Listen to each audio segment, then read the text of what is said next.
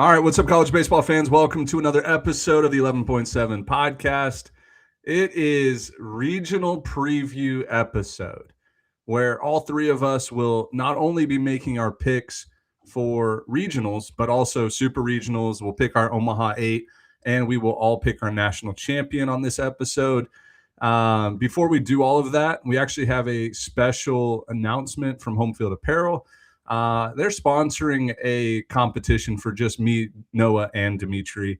It is a who can get the most teams in the at the College World Series, and we're going to be doing a snake draft. So we each get to pick 16 teams in the field, and whoever ends up with the most in Omaha will win a cash prize from Homefield Apparel, and then we were going to document exactly how we spend that money while in Omaha. So whether and if one of the 16 teams that are undrafted win it, it's either going to be Jack that gets the prize or Book, who you guys will meet in Omaha too.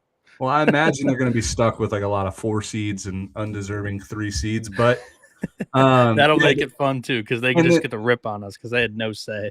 Yeah, but like if there's a tie, then we'll split the cash prize. But I think I've already decided that if I win, I'm gonna go to the grocery store and I'm gonna buy a ton of food and I'm gonna cook you guys the most amazing meal you've ever had that Thursday night before College World Series. So that's what I plan on doing with my money. I don't know what you're gonna do, Noah. You might go to the Omaha Village and spend your money on some knickknacks and toys and stuff since you're 22 years old. That was the plan. Yeah.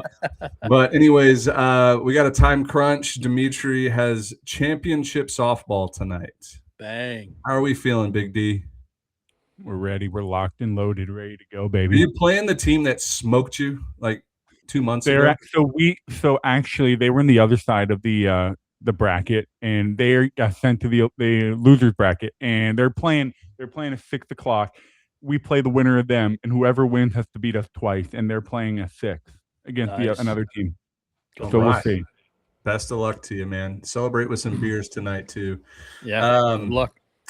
But yeah, so we'll go ahead. This is a really fun episode. We love doing it just because, in fact, I don't know how you guys plan on doing it. Just for my sake, I will be sharing my screen.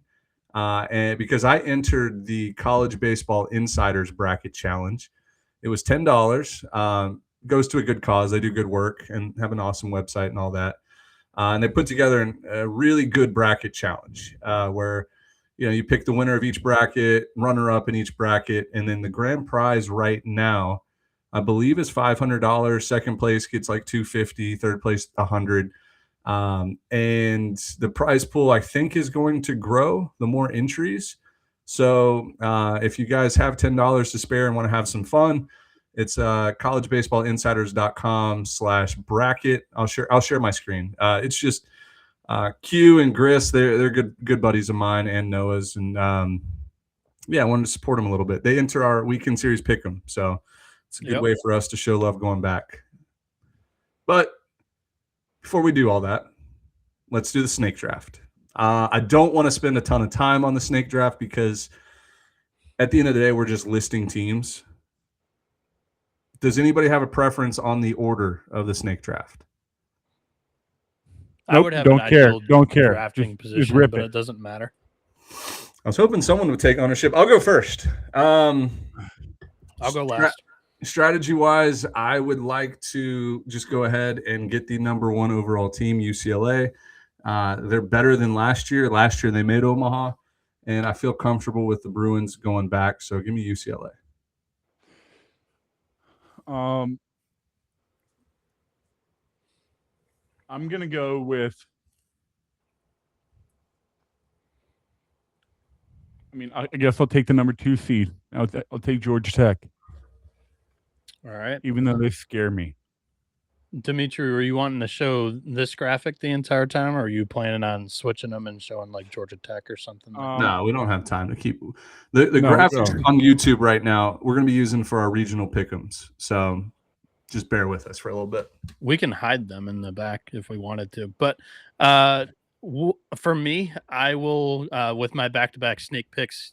I'll take the 3 overall seed Georgia and the 4 overall seed Auburn. I do think that both of them drew relatively weaker regionals. So 1, 2, 3, and 4 overall are all off the board, boys.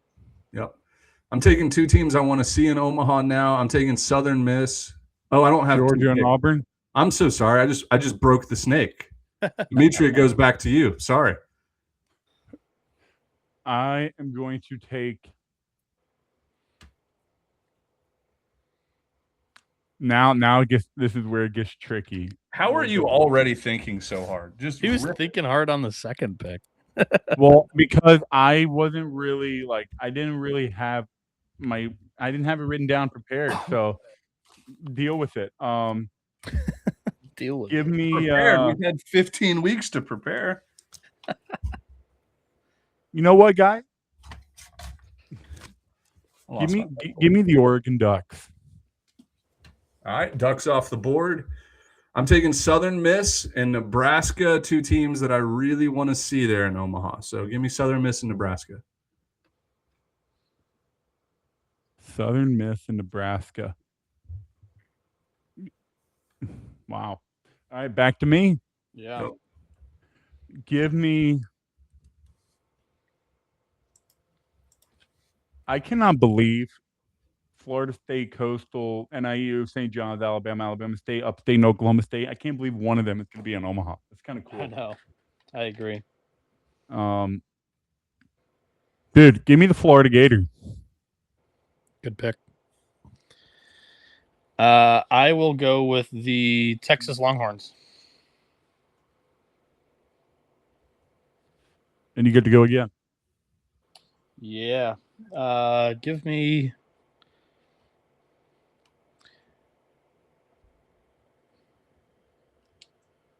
I will rock with North Carolina. North Carolina. Dude, they have a tough draw. Tough You got to regional. get through Tennessee, East Carolina, A&M, USC, Texas State, VCU maybe. That's a tough draw. If I took Georgia Tech, I cannot take anybody from Lawrence. I know who I'll take. I'll take a little flyer pick here. Give me.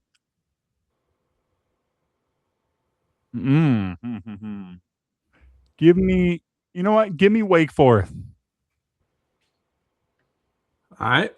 I'm going a little strategy here. No, it's probably too early to do that. I will go ahead. I want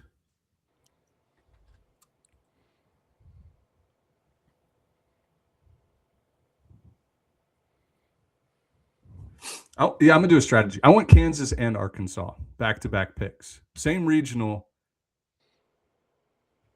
but I'm gonna kind of negate Dimitri's Georgia Tech there. Ooh. All right. No, what are you doing? Why'd Do you you turn like that on? or no? No. It's not covering any of the team logo. Leave it. No, just leave it off. We don't need it. All right. You want to negate my pick. You went Kansas, Arkansas, then? Yep. I'm just crossing off teams. I like them too. I feel good play, but not good enough. You know what? You guys aren't doing it. I'll do it. Give me Tennessee. Ooh. I will grab. Give me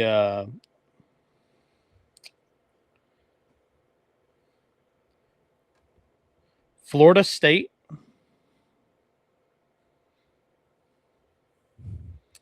And then I will go with Oklahoma State. Try to get you a winner there. Okay. You're going to go Florida State, Oklahoma State. I will go. How many are we taking? 8? 16. We each get 16 picks. Wow. Okay. Alrighty then. Okay. That means I should Ideally, go in our after- head, Jack was picking with us, and it would have been all 64 teams picked. That changes things because now I'm gonna take West Virginia. Solid pick. All right. I'm going USC, and I'm going Coastal Carolina. All right.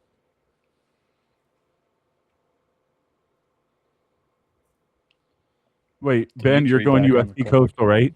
USC Coastal. All right. I will take Oregon State and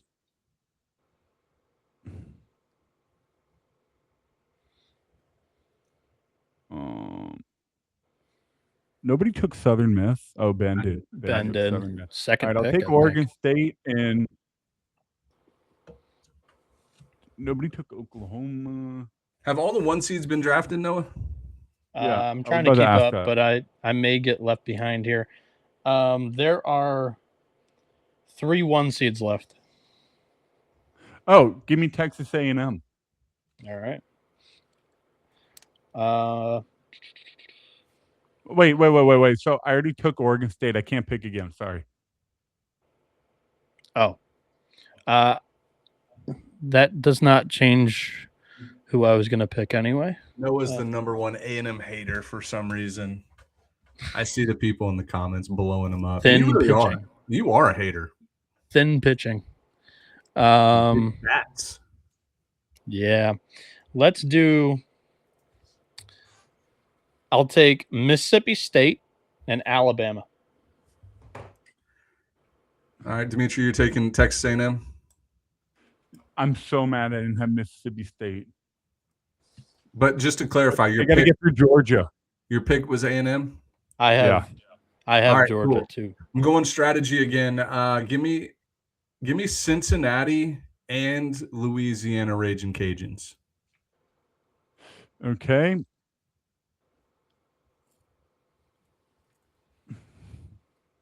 Screw it.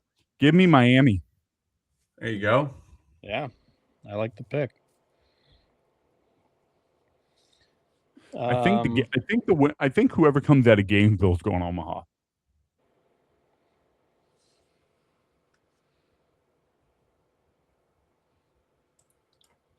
I will rock with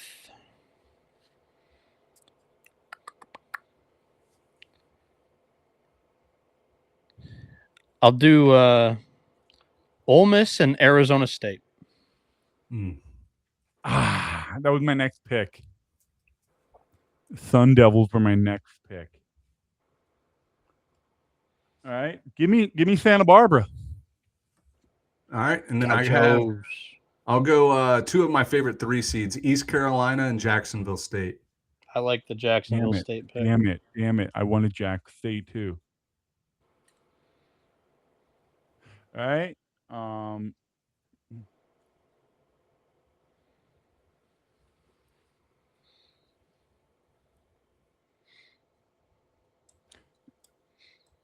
I mean, they might not be Missouri Valley anymore, but I'm going to use that logic. Give me Missouri State. Yeah, that works.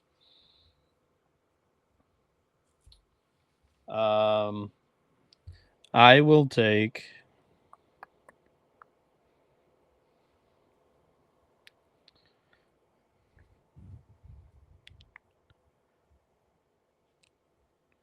Texas State and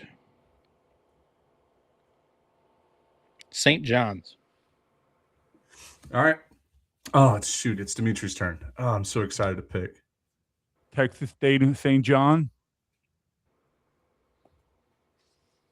All right. Give me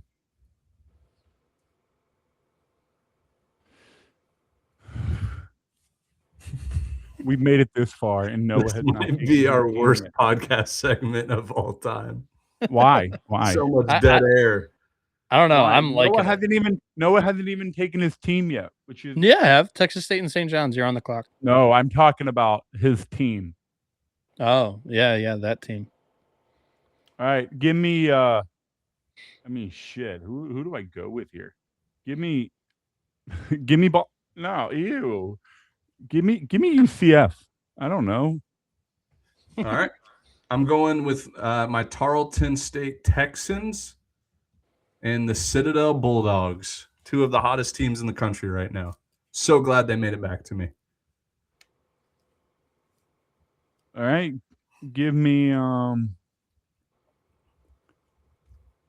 run with this pick. Give me Cal Poly. By the way, that's a good pick.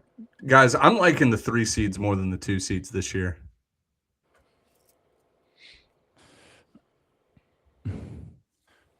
Well, there's 2 3 seeds that are supposed to be 2 seeds, or 3 of them actually.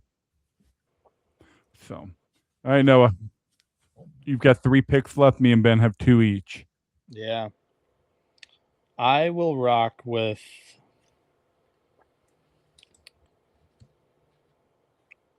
Kentucky and Northern Illinois.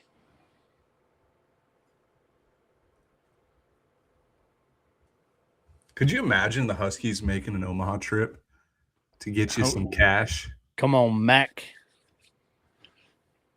Give me VCU. All right. I guess I'll take – I thought they were taken already, but I would love to have Troy.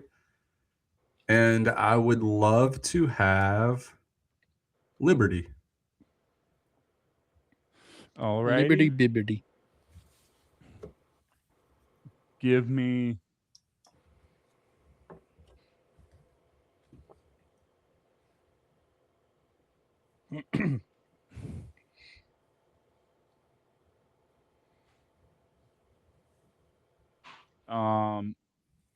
who took Oklahoma? Nobody?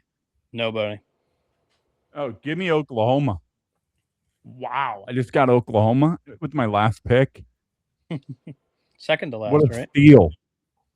Second to last pick. Cameron Johnson and LJ Mercurius are going to pitch their way to Omaha. Mercurius and Johnson. Wow, I can't believe I got them. All right. My final 2 picks. No, you have 1 pick left. One. Oh, on my sheet I have 2. Nope, you have 1. We sure? I think this is 15. This is number 16. Oh. That doesn't make sense, I don't think. I think this is... You're right. This is... Yeah.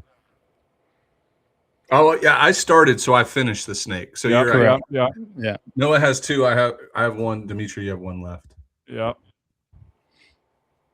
Alrighty. Give me USC Upstate.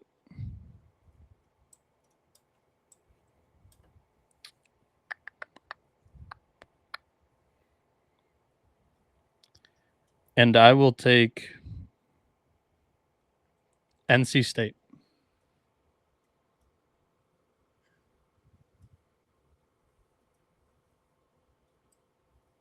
USC Upstate and NC State. Yes, sir. All right. Okie dokie. Last 2 picks. I will take...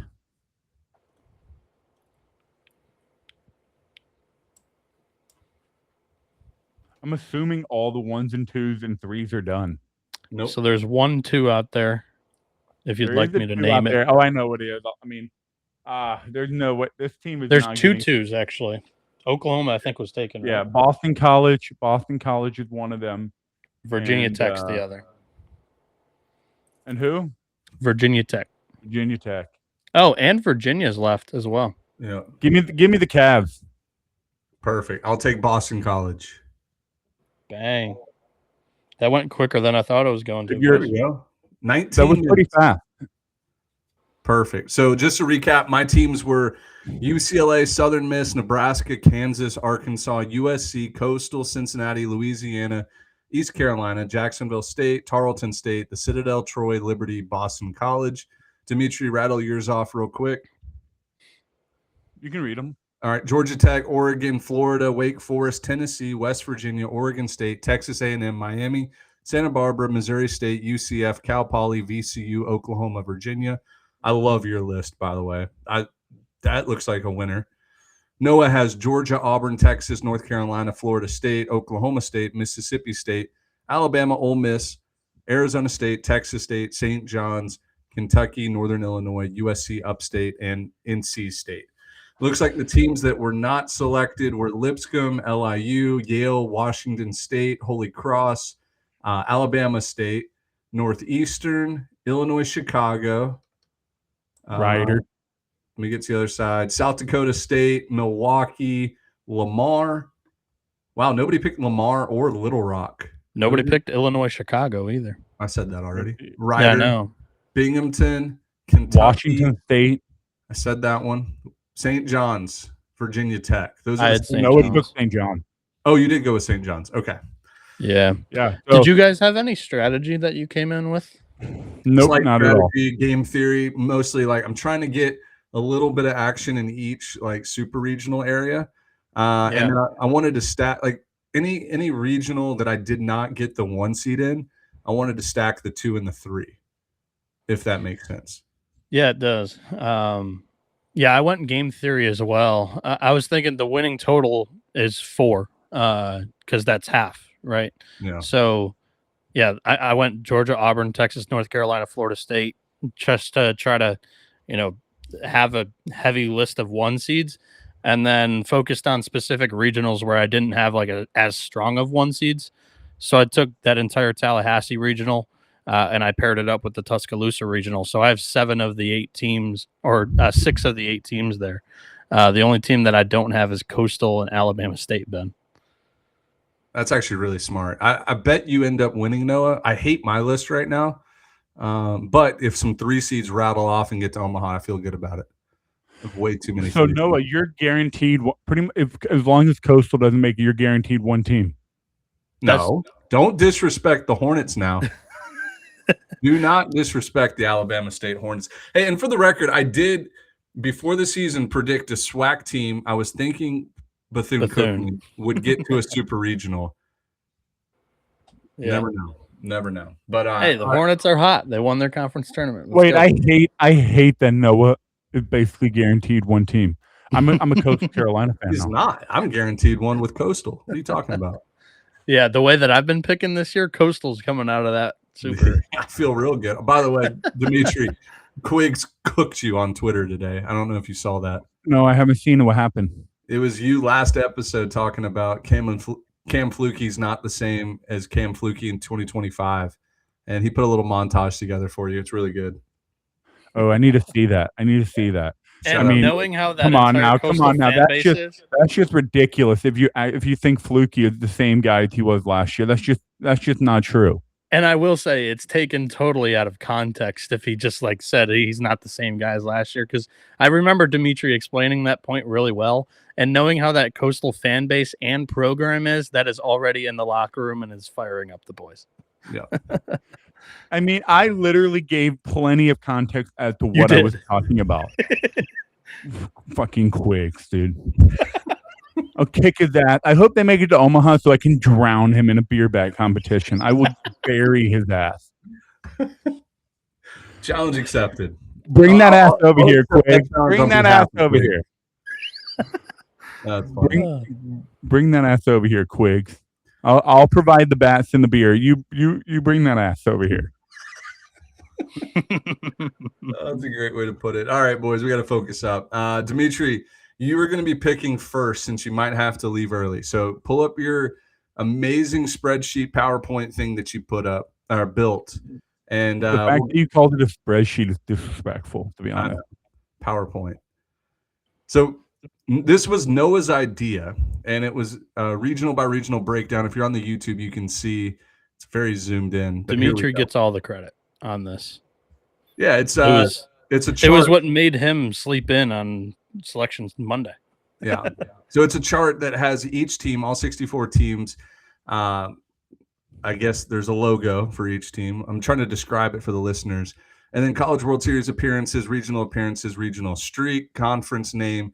And then under that is a chart that has overall record, conference record, RPI, DSR, strength of schedule, all the way through like, away record, home record, Q1 wins and losses. And then has hitting stats and pitching stats, which include runs per game, strikeouts per game. K percentage, OPS, stolen bases a game, pitching side, ERA, strikeout to walk ratio, whip, and fielding percentage. So it just gives a good lay of the land of each team's profile. It's going to help us pick who is going to win each regional, and it also shows who it is paired with. So at the top, it says paired with West Virginia Regional. Dimitri, you're going to go first. We'll start here at the number 1 overall seed, UCLA Bruins. Who do you like to win it, and who do you think the runner-up is going to be? Give me UCLA winner, Cal Poly runner-up. Perfect. Any reasoning why? UCLA is a team of destiny right now. Virginia Tech, I think they're just okay in the pitching and hitting category. I think Cal Poly has a really good pitching. Their hitting is coming. A really good lineup. Probably the best lineup in the Big West. But they also have really talented arm. Like, this is the Cal Poly team that just basically the only reason why no one's talking about them is because they went 0-4 against USC in 4 pretty close games. And then they went 0-3 against Santa Barbara. Outside of those 2 series, this team beat everybody. So I like this Cal Poly team. Do you see any like potential upsets? Like, could you see a St. Mary's Friday beating UCLA? I mean, I could totally see UCLA kind of getting shocked. Like, everyone, I can totally picture, oh my God, St. Mary's beats UCLA at 10 p.m. at 1 a.m. at night. But is Redeman back? Like, what the hell is going on with him? I think if he comes back, he'll be a reliever. Yeah, I don't know, man. I think Virginia Tech is a soft 2 seed. And UCLA rightfully so gets them. But yeah, Bruins and Mustangs. I'm trying to see what time that UCLA game comes on. So UCLA actually has the day game over there. They play the early game. That's a new trend that I'm seeing become a little bit more popular. Is the 1 seed plays first, just because there's no game in front of them, and then if they win, they get a full 24-hour break until their next game too, which is the night game on Saturday is a winner's bracket game. It also, like, the downside is your fans probably won't. It's going to be a little light on the crowd. People still have to work Friday afternoon, and like maybe they take the day off. Depends on the fan base, but yeah, there's some downsides to playing that first game. Let me see what the spread is real fast. Yeah, I think that so after listening to a lot of the press conferences that coaches gave on Selection Monday, like, the downside of it doesn't really come on the field. It's more fan atmosphere, athletic department, revenue, those side of things, one of the downsides. But like, if there's weather and you get pushed back, you're now technically the night game, and then like the late night game. I heard Coach Early just explain it really well. Like, Cliff Pennington, A&M's hitting coach, was the recruiting coordinator for Dallas Baptist. And if you guys remember that Baton Rouge regional, Dallas Baptist and I think it was Rhode Island played until like 2:30 a.m. and then had to come back the very next day at noon. And DBU was eliminated, the first one in that regional, I believe. So, that's definitely the negative, is the short turnaround time. If you lose the night game after there's weather, you have very little time to rest. It happened to us on Saturday. It happened to us in Tallahassee. There wasn't really a weather delay. It was just the first game. I don't remember. It was Auburn and whoever. Kind of was a long game, so we didn't start until a little bit later, and then we played 11 innings. We played extra innings. We got done super late, 11, 11:30, 12, and then we ate. We didn't get back to our hotel room until like 1:32, and we played noon the next day, lost 1-0 to Auburn. Wow. Yeah. Like, we had bases loaded. Like, it's tough. When you have to go home, and then get up immediately and turn around, it's tough. Yeah, that train of thought is new, I think, but it works and like it passes my eye test. So Yeah. Yeah. Are you guys not making picks or something? well, we were letting you just rip through, and then if you have to make your go, picks, dude. And then when the time comes, I'll rip off my last couple. All right. I will. I mean, I'm also taking UCLA as the winner. I'm going to take. I'm going to take Cal Poly as my runner-up too. Literally just purely because I think Virginia Tech, like their resume is not that good this year. They should not be a 2 seed. Like there's an argument they shouldn't even be in the tournament. It's a very soft schedule. Yeah. No quality wins for the most part. 30-24 overall. I am a little bitter that Mercer got left out still. So I will be sniping teams such as like Virginia Tech, NC State, and Kentucky, just sniping them out of bitterness. Yeah, give me Cal Poly runner up. UCLA, Cal Poly for me as well. Similar feelings and thoughts on Virginia Tech. Like every big series that they played in the ACC, they lost. UCLA, the depth of riches, 1 through 9, the batting lineup, and even as you get deeper and deeper into the bullpen, they're still chucking premier arms or developing arms that have plenty of tools. Like the Bruins, I think are far and away the best team in this regional. And Cal Poly, I do think is underrated coming out of that Big West. Dimitri already mentioned best offense in the Big West, and that conference as a whole has really good pitching. So I do think that the offensive numbers at face value are a little bit lower than you would expect out of a quote unquote best offense from a conference. But I would not take the Mustangs lightly. They are my runner up here too. UCLA minus 900 to win this regional. Virginia Tech plus 1,200. Cal Poly plus 1,500. And St. Mary's plus 2,200 for anybody that's listening. All right, next regional, we got the 2 overall Georgia Tech Yellow Jackets. They're hosting Oklahoma, the Citadel, and Illinois Chicago. I will go first. I will happily take Georgia Tech to win this regional, and the Citadel will come in second. The Citadel will beat Georgia Tech 1 game. That's my hot take. Like I could totally see Citadel beating Oklahoma, then beating Georgia Tech, being 2-0, and then Georgia Tech's offense just takes over. You know what? So for me, I want to be kind of contrarian here and take Oklahoma. Like if you're looking at that pitching ERA, you're looking at like some of their pitching stuff. It's not horrible, but it's not like great. But I'm holding on to this hope of how talented I know LJ Mercurius and Cameron Johnson can be. Their ceiling is extremely high, but they just haven't performed this year. So I'm sitting here like they have shown flashes is what I'm trying to say. They've shown flashes of how good they can be. And I'm trying to just sit here and be like, they've shown us all year who they are. And I'm still grasping onto that, what they can be. That makes sense. Like, are they going to show up in these next 3 days and be who they are or what they can be? Because I can totally see. Here's an eye-popping stat for you. Georgia Tech is 30-4 at home. Oklahoma 8-10 away. Citadel 14-16 away. Illinois Chicago 10-17-1 away. It favors Georgia Tech a lot. I mean, I'm going to take Georgia Tech here, but I can totally see a world where, the SEC fans come out of the woodwork saying, our 8th best team beat the number 1 team in the ACC. I can totally see it, and it drives people crazy. I also have something else before Oklahoma. I have something else before Noah makes his pick. So Georgia Tech is minus 700 to win the regional. Oklahoma plus 750. Citadel plus 1,200. Illinois Chicago is not getting the Missouri Valley Conference bump of 5 straight super regionals. They are 90-1 to win this regional. If history repeats itself, 90-1 I think is worth a sprinkle there. Who was the 3 seed in Oxford last year? Murray State was a 4 seed. It was the 3 seed was Western Kentucky.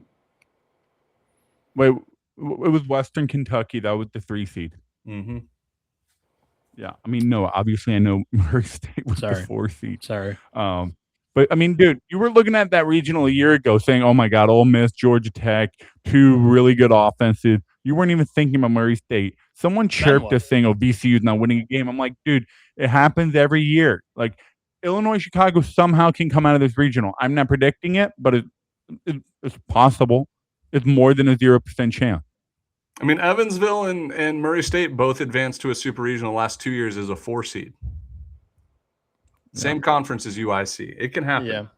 Yeah. You guys have 90 to 1 is crazy though. And you know what? Wake Forest was the preseason number 1 team that year. Chase Burns came in at the transfer, and they were 0-2 and probably the first team eliminated in the whole tournament. Yep. Yeah, you guys have stolen my thunder as I haven't given my pick yet. I do think Georgia Tech wins the regional. UIC is my runner-up, and 90 to 1 has been a value pick that I've given out on 2 different shows that I've done this week already for UIC. Just in this regional, I wouldn't bet this regional. I think it's Yellow Jackets to lose by far. But I got to ask you a gambling question, Noah. I've been out of the game a while, but 90 to 1 feels like it's definitely a hedge possibility. Yeah. If they get there, they have to get there. It's tough to hedge in a regional. No, I don't think it is. I would like it if you're in the losers bracket on Saturday. I think if you win 2 games, you can hedge very easily. Yeah, you have to win 2 games. All right, fair enough. But yeah, UIC was my team. The Valley's 17-9 since 2021 in the regional round. They've got 3 guys that have 13 plus homers on the season, and Mason Lay or Lee, I don't know how I'm pronouncing that, has been awesome this year for UIC. And they started off rough, but they're like 21-11 in their last 35 games, something like that. That's 32. All right, we move on to the Athens Regional. Number 3 overall, Georgia is hosting Boston College, Liberty, and Long Island. Shout out to Georgia's, what is he? The governor of Georgia was chirping Long Island, trying to protect Mercer yesterday. And I had to step in and say, like, Mr. Governor, like, LIU is not the target here. Governor Kemp, LIU is not the target here. Like we have way bigger forces to stop than the Sharks. Like they are innocent. They earned their way here with the AQ bid. Let's focus on maybe some corruption inside the selection room first. Here we go. I will go first. I again think the 1 overall team. Like I'm picking Georgia as the 1 and Boston College the runner-up. I do think Boston College will give Georgia a scare. I think Boston College's style of play is completely different than University of Georgia's style of play. And I think they'll pick Georgia off 1 game. But it's tough to see this Georgia team lose twice, especially at home where they're 31-7. The one eye-popping stat I'm looking at right now is Liberty is actually 19-6 away from home, which is unbelievable. I need to double check that stat. There's no way they're 19-12 at home and 19-6 and they have the 10 quad 1 wins, and it feels like half of them are against the ACC. Jesus, man. Okay, I might be reevaluating this. Is Liberty going to win this regional? They're a very good team. 19-6 away from home. Ben Blair versus AJ Colarusso on Friday. That's Colarusso feels like he's going to be a big factor. We're going to see him multiple times this weekend. Who? For Boston AJ College. Colarusso for BC. Oh, yeah. He might AJ Colarusso. He might start Friday, come in relief Saturday, and come in relief Monday. Ben's not wrong. This is last year. Yeah. This is it for him. 3 times this weekend. Yeah. But I'll stick with the Dogs, and then Boston College is the runner-up. I wish I could see Liberty splits versus the lefty or righty, because obviously it's going to be Colarusso game 1. But yeah, this is a good Liberty team. Ben Blair will probably take the ball. Will take the ball for Liberty. It's going to be a really good pitching matchup between Boston College and Liberty. Ben Blair's kind of struggled with a couple of, like, when he had the off day, it's a really off day, if that makes sense. Like, his good days are great, but his bad days are really bad. Colarusso's had 2 starts in a row where he's given up 6 earned, so he's in the same boat. Yeah. So this is a game like basically does the pen get taxed or is it a 1-0 duel through 6 or 7 and they have a lot of arms ready to go against Georgia? But I mean, guys, Georgia. I don't remember what the narrative was around Vanderbilt. Because I remember last year everyone was like, "Oh my God, Vanderbilt is so good." Nobody thought that. They were just like they just happened to have the number 1 RPI out of nowhere at the end of the season. But it was never like this is the best team in the country. You know what I mean? Well, we all thought Texas was the best team in the country last year at this time. That's what I'm saying. At this time of the year, though, they were a little banged up injury-wise. So I don't know if that was necessarily the thing either. I just remember no one was like saying, "Oh my God, Vanderbilt could win the national." This year, I feel like we have a 1A, 1B, and a 1C for who the best team in the country is. We have 3 teams that are all viable options to be the number 1 team in the country with Georgia Tech, and UCLA. So I'm not going to fade Georgia here and give me Liberty as the runner-up. I went Georgia and I went BC. I do think BC and actually LIU could be frisky in a head-to-head matchup against the Bulldogs because Ben was hinting at it with the play styles, but I'll go deeper in description. Like Georgia, their focus is power pitching, man, and I worry about whether or not they are going to control the run game on the mound. Daniel Jackson is a good catcher when it comes to the run game, but BC and LIU, I'm interested to see what kind of things they can dig up in scouting. 2.78 stolen bases a game is crazy. Yeah, LIU. I know they were in the Northeast. It is the NEC. College. I know the quality of catchers they're facing in the Northeast Conference is not great, but if they're stealing they're getting 2.78 stolen bases a game, that tells me they're gonna keep doing it. Hey, you can steal as many bases as you want. I'm looking at LIU's pitching ERA 6.79. That's going to be a problem. That's going to be a problem at Foley. Yep. Not Foley. That's a football stadium. No, Foley is baseball. Baseball. Okay. For Foley Field. Sanford. Sanford Stadium's football. I was like, did I just get those mixed up? No. Foley Field. Hey, this is not correct. The NC State logo is hilarious. Oh, Abilene. I didn't even notice. Welcome to the tournament, Abilene. Just ignore the logo. The wording is right. The stats are correct. But we go over to the number 4 overall regional, Auburn. They are hosting UCF, NC State, and Milwaukee. Auburn comes in 21-10 at home. UCF 10-9 away. NC State 6-11 away, and then Milwaukee 10-26 away. I believe Milwaukee was the highest RPI team maybe in the tournament. Maybe South Dakota State was right below them, but I would say a very favorable matchup for Auburn, but using the eyeball test, a very favorable Friday matchup against Auburn. The eyeball test, Milwaukee was playing a really fun style of baseball, and they're a physical team. They beat Wright State on a walk-off home run, send them to the regionals. I'm not saying that they're going to give Auburn any sort of run for their money, but I could see Milwaukee maybe squeaking a game out in the losers bracket because, like, NC State, I don't know how motivated they are. UCF, they have lost some games they should have won this year. And I don't know. But Auburn is, I think, the clear winner here, and I'll take UCF as the runner-up, but I don't feel good about the runner-up. It could be any of those 3. Let me put this in perspective for people. First of all, I'm just going to get out of the way. I'm taking Auburn. That pitching staff is so good. 3.45 ERA in this juice ball era in the SEC tells me everything I need to know of how good they are. Like, obviously, we've watched them all year, so we know how good Jake Marciano and Andreas Alvarez are. But I'm going to put it in perspective here. When people look at a team like NC State and they're like, oh, they're terrible, whatever. They were in a dogfight with Carolina the first 2 games. One of them got out of hand late, and then they run-ruled them game 3. Like, you got to remember, these teams are still really good teams. These are still Power 4, high-level teams. NC State run-ruled North Carolina in game 3 to salvage the finale 2 weeks ago. And I'm like, this is the kind of stuff people lose sight of. Like, how they're still really good team. They're losing a lot of games, but they're still really good. So I'm going to take NC State at the 2 here, but do not fade the head coach retiring magic. We've seen it. time and time again. Dude, I forgot about that. That makes me want to switch my pick. So I'm on NC State as the runner-up here too, behind Auburn winning the regional, and here's why. The Wolfpack played in the Auburn regional last year. They know Plainsman Park pretty well.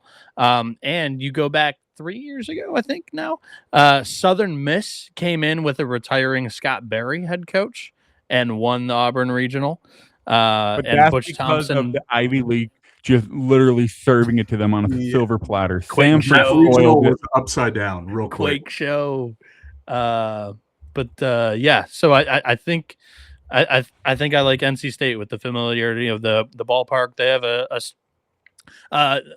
offense has been better this year than it has been traditionally for the Wolfpack in recent seasons since like the Tommy White departure, and they have the pitching, and I think they're getting Ryan Marone back. So I like the NC State mojo here coming into this weekend. Auburn won, NC State 2. I will say Milwaukee's pitching staff, just to go in depth here a little bit, I like their starting trio. I may have already mentioned this in a previous podcast of ours. No, they're 25-31. They're in a bad conference. Gavin Tice dealed against Wright State, 8 innings, 1 run in the Horizon League title. Riley Peterson went 6 innings, 1 run against Wright State the game prior. And Eric Emke's been their best arm the entire year. So I think they're coming in with good arms. Well, what scares me, I'm looking at their pitching stats right now. 70 innings pitch, 45 strikeouts. 70 innings pitch, 56 strikeouts. That's their 1-2 punch. Yeah, I don't know if that's going to play in Power 4 baseball. And Nick Shuddy and Kane Elmy didn't strike out a lot of people either. That's fair. Yeah, I mean they could definitely keep him off balance. The one guy for Milwaukee that I'm excited is Charlie Marion. He's I think their best overall player. But they also have a dude, Dylan O'Connell, with 40 stolen bases this year, who's hitting at the top of the order.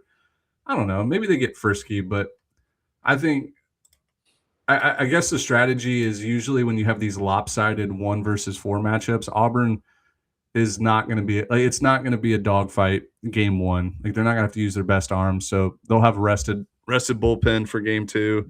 And if Auburn starts 2-0, they're going to win the regional. All right. I think a strategy to keep in mind when you're picking these is don't fade the teams that have a 1A and a 1B starter, who have really good 1A and B, so they can pitch off or they don't even have to pitch off. But if there's a slight fall off between that 1 and 2 and they do pitch off, that's where things get scary. That's what happened in Greenville 2 years ago in 2024. Chase Burns and Trey Yesevich were pitching in an elimination game because they tried to pitch off, and sometimes it backfires. Yep. Speaking of Trey Savage, we go to the number 5 regional, North Carolina. They're hosting Tennessee, East Carolina, and VCU. I think personally a much more difficult regional than the 4 seed Auburn. Tennessee comes in playing. I think Tennessee's very top heavy, but sometimes top heavy teams are the most dangerous in Omaha, in the College World Series, not the College World Series, the NCAA regional tournament. NCAA tournament. That's what I was looking for. Sometimes the top heavy teams literally just lean on 4 pitchers to get them wins throughout the weekend. They have 3 starters and 1 reliever, and they will throw guys until they fall. North Carolina comes in 45-11, and about as impressive as you can get. According to this graphic, they are 28-6-1 at home, and it looks like 114-3 on the road. They're actually 14-3. But you look at their stats, everything shows up green, runs per game, ERA, they're just a well-coached, all-around good team. Look at all the team. Yeah. All of them. And VCU is one of those guys, one of the teams that you're catching them at the wrong time. The Rams are playing their best baseball the last 2 weeks of the regular season and and the conference tournament. So that is a scary 4 seed for North Carolina. A little unfair that you get an 82 RPI team when the 4 overall seed has a 238 RPI team, game 1. I'm going to pick East Carolina just out of principle. One of these years they're going to make it to Omaha, and one of these years it's going to be when nobody expects it. Maybe Cliff Godwin and the boys have some magic. I'll take East Carolina winning it, and I will take North Carolina coming in second. They did split a series this year, 1-1-1. So it's not like they're unfamiliar with the top seed here. Give me VCU to win this regional. I think they're hot. They're rolling. They're not a horrific team. 132 strength of schedule is above the average. They're not like, the program has history, and that's like the monkey on the back kind of thing, is when you know teams in this program wearing this jersey have done it before, you feel like you can do it too. And I think it's a very powerful belief that they'll have in that dugout this weekend. And the reason why I like VCU here is because the other three teams are so good. If they just get slightly off the rails, it's going to go way off the rails because they're going to beat up on each other. And VCU just needs, if they can win Friday night, that's a tall I task. like their chances. That's a tall task. North Carolina minus 200, Tennessee plus 350, East Carolina plus 600, VCU plus 1,700, which is actually one of the lower 4-seed odds across the board. And that's just because of the strengths of the other three teams in the regional. But anyway, Chapel Hill, VCU champion, Carolina runner-up. North Carolina runner-up. I'm going North Carolina to win the regional. ECU is my runner-up. I agree with Ben in saying Tennessee's talent's pretty top-heavy, and I think it's also volatile, really unpredictable. Some days they have it, some days they don't. I know East Carolina's kind of getting overlooked as their multiple bulk-inning reliever, and Sean Jenkins picked up a season-ending injury here. But I do think that Joseph Webb and Gavin Marley are good enough to pick up some of the slack there. Along with, having Ethan Norby and Ryan Towers as a nice 1A, 1B. And I think that ECU's got a chance with Tennessee starting Evan Blanco in game 1 to start in the winner's bracket. And I think that matters a ton. You saw East Carolina last year knock Liam Peterson out in the second inning against Florida in game 1 of a regional. Why can't that happen here? Give me UNC as the winner and ECU as the runner-up. Well, with all that said, I want to be the first one to congratulate Tennessee on winning that regional, because somehow none of us even picked them to come in second in that regional. So congrats. You survived the 11.7 curse. All right, number 6 overall seed, Texas Longhorns are hosting UC Santa Barbara, Tarleton State, Holy Cross. I was hoping they were going to be a 4 seed because I wanted to back them up all year.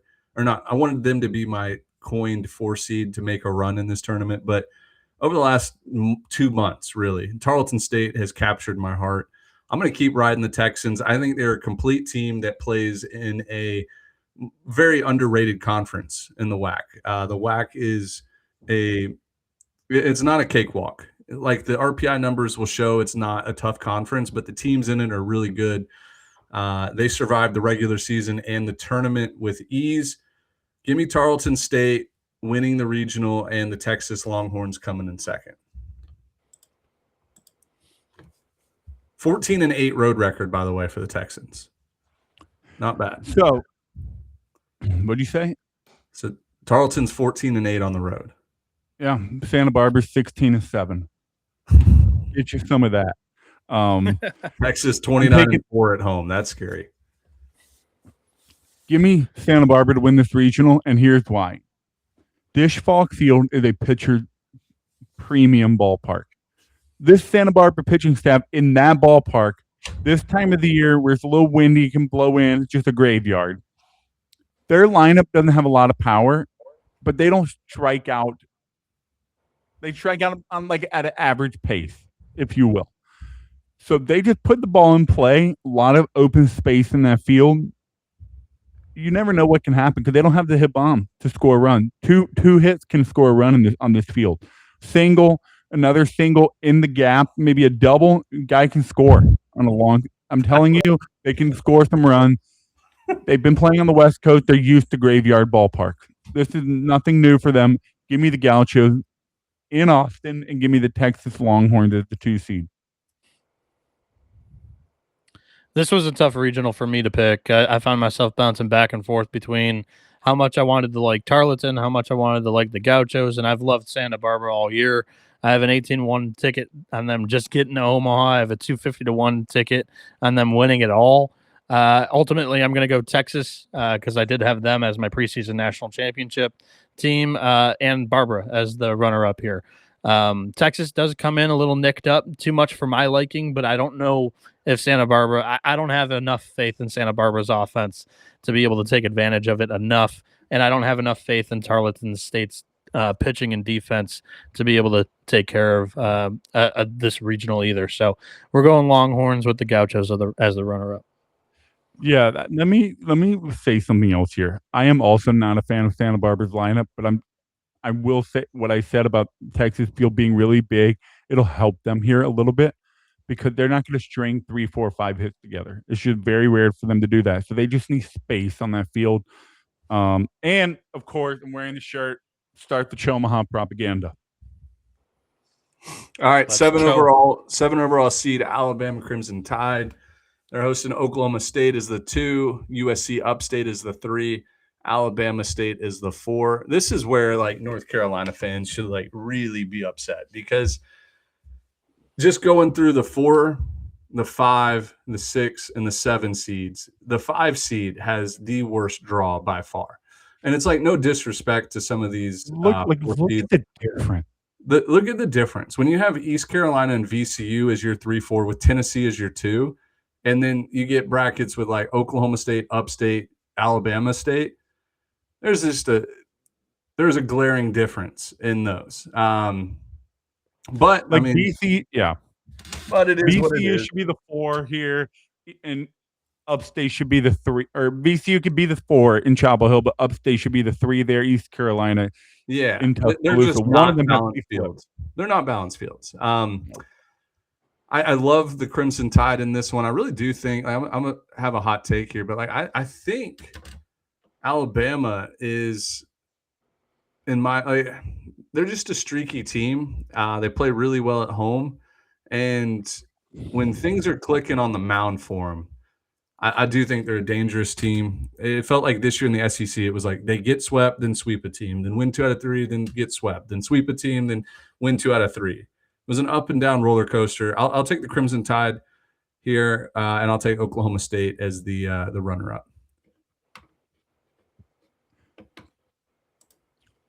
When you're like Alabama's offense is not great. They're not a great offense, but they can pitch pretty well. But this Oklahoma State lineup, it takes really good pitching to keep them at bay for 9 innings. It takes a lot. If you remember last year in Athens, they created hell in Athens. They scored so many runs.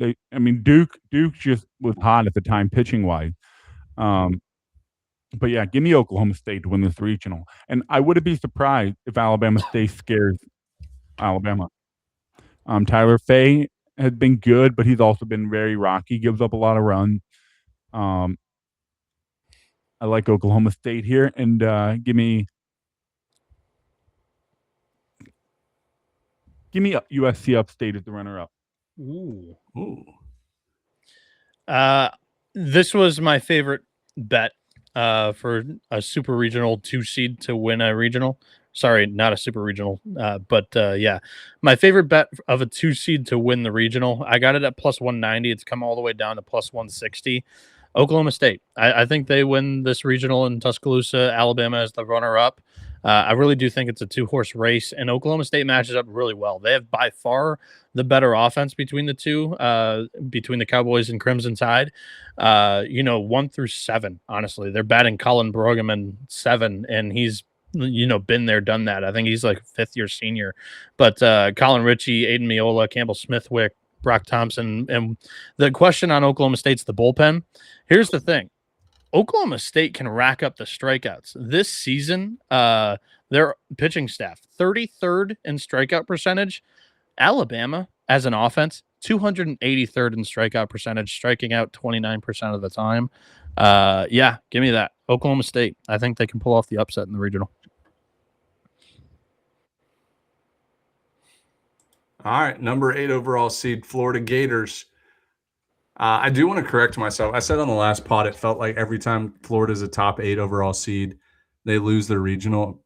That's just not true. I had multiple people hit me up being like, dude, you got your stats wrong. Idiot. I didn't get hit up. I think what I said was right. They lost their home regional in 2019, 2022, and 2023. I don't know if they were a top 8 seed when they hosted those. Yeah, apparently they weren't. So I'm sorry to everybody out there. I don't think it matters, though. I mean, they're hosting Miami, Troy, and Ryder. I will double down. I think Ryder is going to upset Florida tomorrow. Or, I mean, not tomorrow, Friday. Ryder comes in. They are 17-14 away, 119 RPI. But it just feels like between Ryder and Fairfield, they are always both very competitive in the NCAA tournament out of nowhere. Fairfield, I think they went 2-2 in the Austin Regional in 2021. Ryder beat Coastal Carolina as a 4 seed over a 1 in 2022, maybe 3, might have been 2023. And last year was kind of the same story where like they are much better on the field than what their metrics show. It would not surprise me one bit if Florida overlooks them, pitches off. Maybe they don't throw Aiden King game 1, and Ryder jumps out to like a 4-0 lead. Like this is my call for like a 4 seed out of nowhere to beat a 1 seed, and I think that opens up the whole tournament. I do have Troy winning it, and I have Miami coming in second. So I imagine it's going to go like this: Ryder beats Florida, Troy beats Miami. Troy beats Ryder, Miami beats Florida, Miami beats Ryder, and then Troy wins the regional. When I close my eyes and think about it, like that's what's going to happen. That's the exact formula Miami used last year in their regional win in Hattiesburg. Only like they were the 3 seed and won the regional. Yeah. So I mean, Miami's lineup is really good. They score a lot of runs. Their pitching is not bad, but it's just not great. It's like a weird way when you watch them, you're like, oh, they're okay, but their numbers just seem to show up that they're pretty decent. That 1.45 whip scares me. I mean, there's a lot of base runners on, 1.5 runners on per inning. Give me Florida to win this regional. Aiden King and Liam Peterson, one of the best 1-2 punches. And give me Miami as the runner-up. Miami just doesn't know how to beat Florida and Gainesville. It is what it is. Yeah, I do think Florida is somewhat vulnerable for the exact same reasons that Ben apparently was wrong with, but I was right with. When they play hot down the stretch, but overall the entire year has kind of been a roller coaster, and then they end up hosting. Everybody seems to love picking them because they're red hot, and then they fall flat on their face. I just don't know if there's a quality enough contender here to knock off Florida at home. So I'm going Gators to win the regional, and Miami is the number 2 for a lot of the same reasons Dimitri mentioned, and just the fact that these two teams already played in a series against each other, and Florida definitely outclassed them, and Miami even ran away from playing that 3rd game. So give me the Gators. That's a rumor. All right, number 9 overall, Southern Miss. They match up with that Florida regional in a super regional. Southern Miss, 23-5 at home, 12 RPI, 44-15 overall.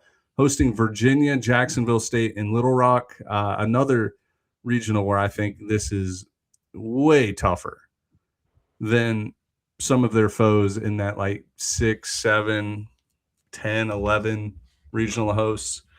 They have a tough task. I mean, Virginia, we know how talented they are. Coach Pollard, traditionally a pretty good postseason coach, always getting to super regionals. I think Virginia is live in this regional. And then you get Jacksonville State, who, in my opinion, was closer to hosting a regional than being a 3 seed. They dropped down to a 3 seed. I know Noah brought up some logic that maybe their AD on the committee, Dimitri brought up some logic that maybe they chose the AD on the committee wanted. That was not my logic. That was someone else's logic that messaged me or tweeted at me. Basically, do you want to be a 2 seed at UCLA or a 3 seed at Southern Miss? And they went with the 3 seed at Southern Miss. I don't know. That's just a rumor, but I think they're really good, super regional caliber team. And then Little Rock, don't forget about Little Rock. They gave LSU all they could handle last year in that Baton Rouge regional, even beat them once, almost beat them again the next night on national TV. They come back swinging red hot bats. They are playing their best baseball right now. I'll go ahead and say this is an awful regional for Southern Miss. This is not what they wanted to see on Selection Monday, but at the end of the day, I don't think it matters. I think Southern Miss is not only a top mid-major team in the country, they're a top 10 team in the country. They just don't lose. They find ways to win. They kind of have that Coastal Carolina magic / attitude that we saw last year. I'm taking Southern Miss to win this regional, and I'm taking Jacksonville State as the runner-up. But I think this regional is going to be a dogfight for all 4 teams.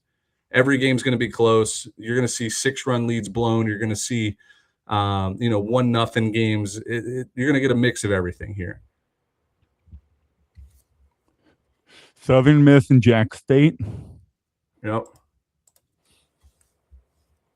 That Virginia team is screaming at me, and I really don't want to look at them. I want nothing to do with them. I don't think they're that good. I think they're okay. Like, they're a decent team. They could be good, but I don't want to touch them. But for some reason, I just don't feel – I don't know why. I just don't feel as strong about the Southern Miss team as I do in years past. I don't know why. They're always going to tell you that this is the year then. That should tell you. I can't get myself to do it. Give me Virginia to win this regional. It hurts. I want to ride with the Eagles. Give me Virginia to win this regional.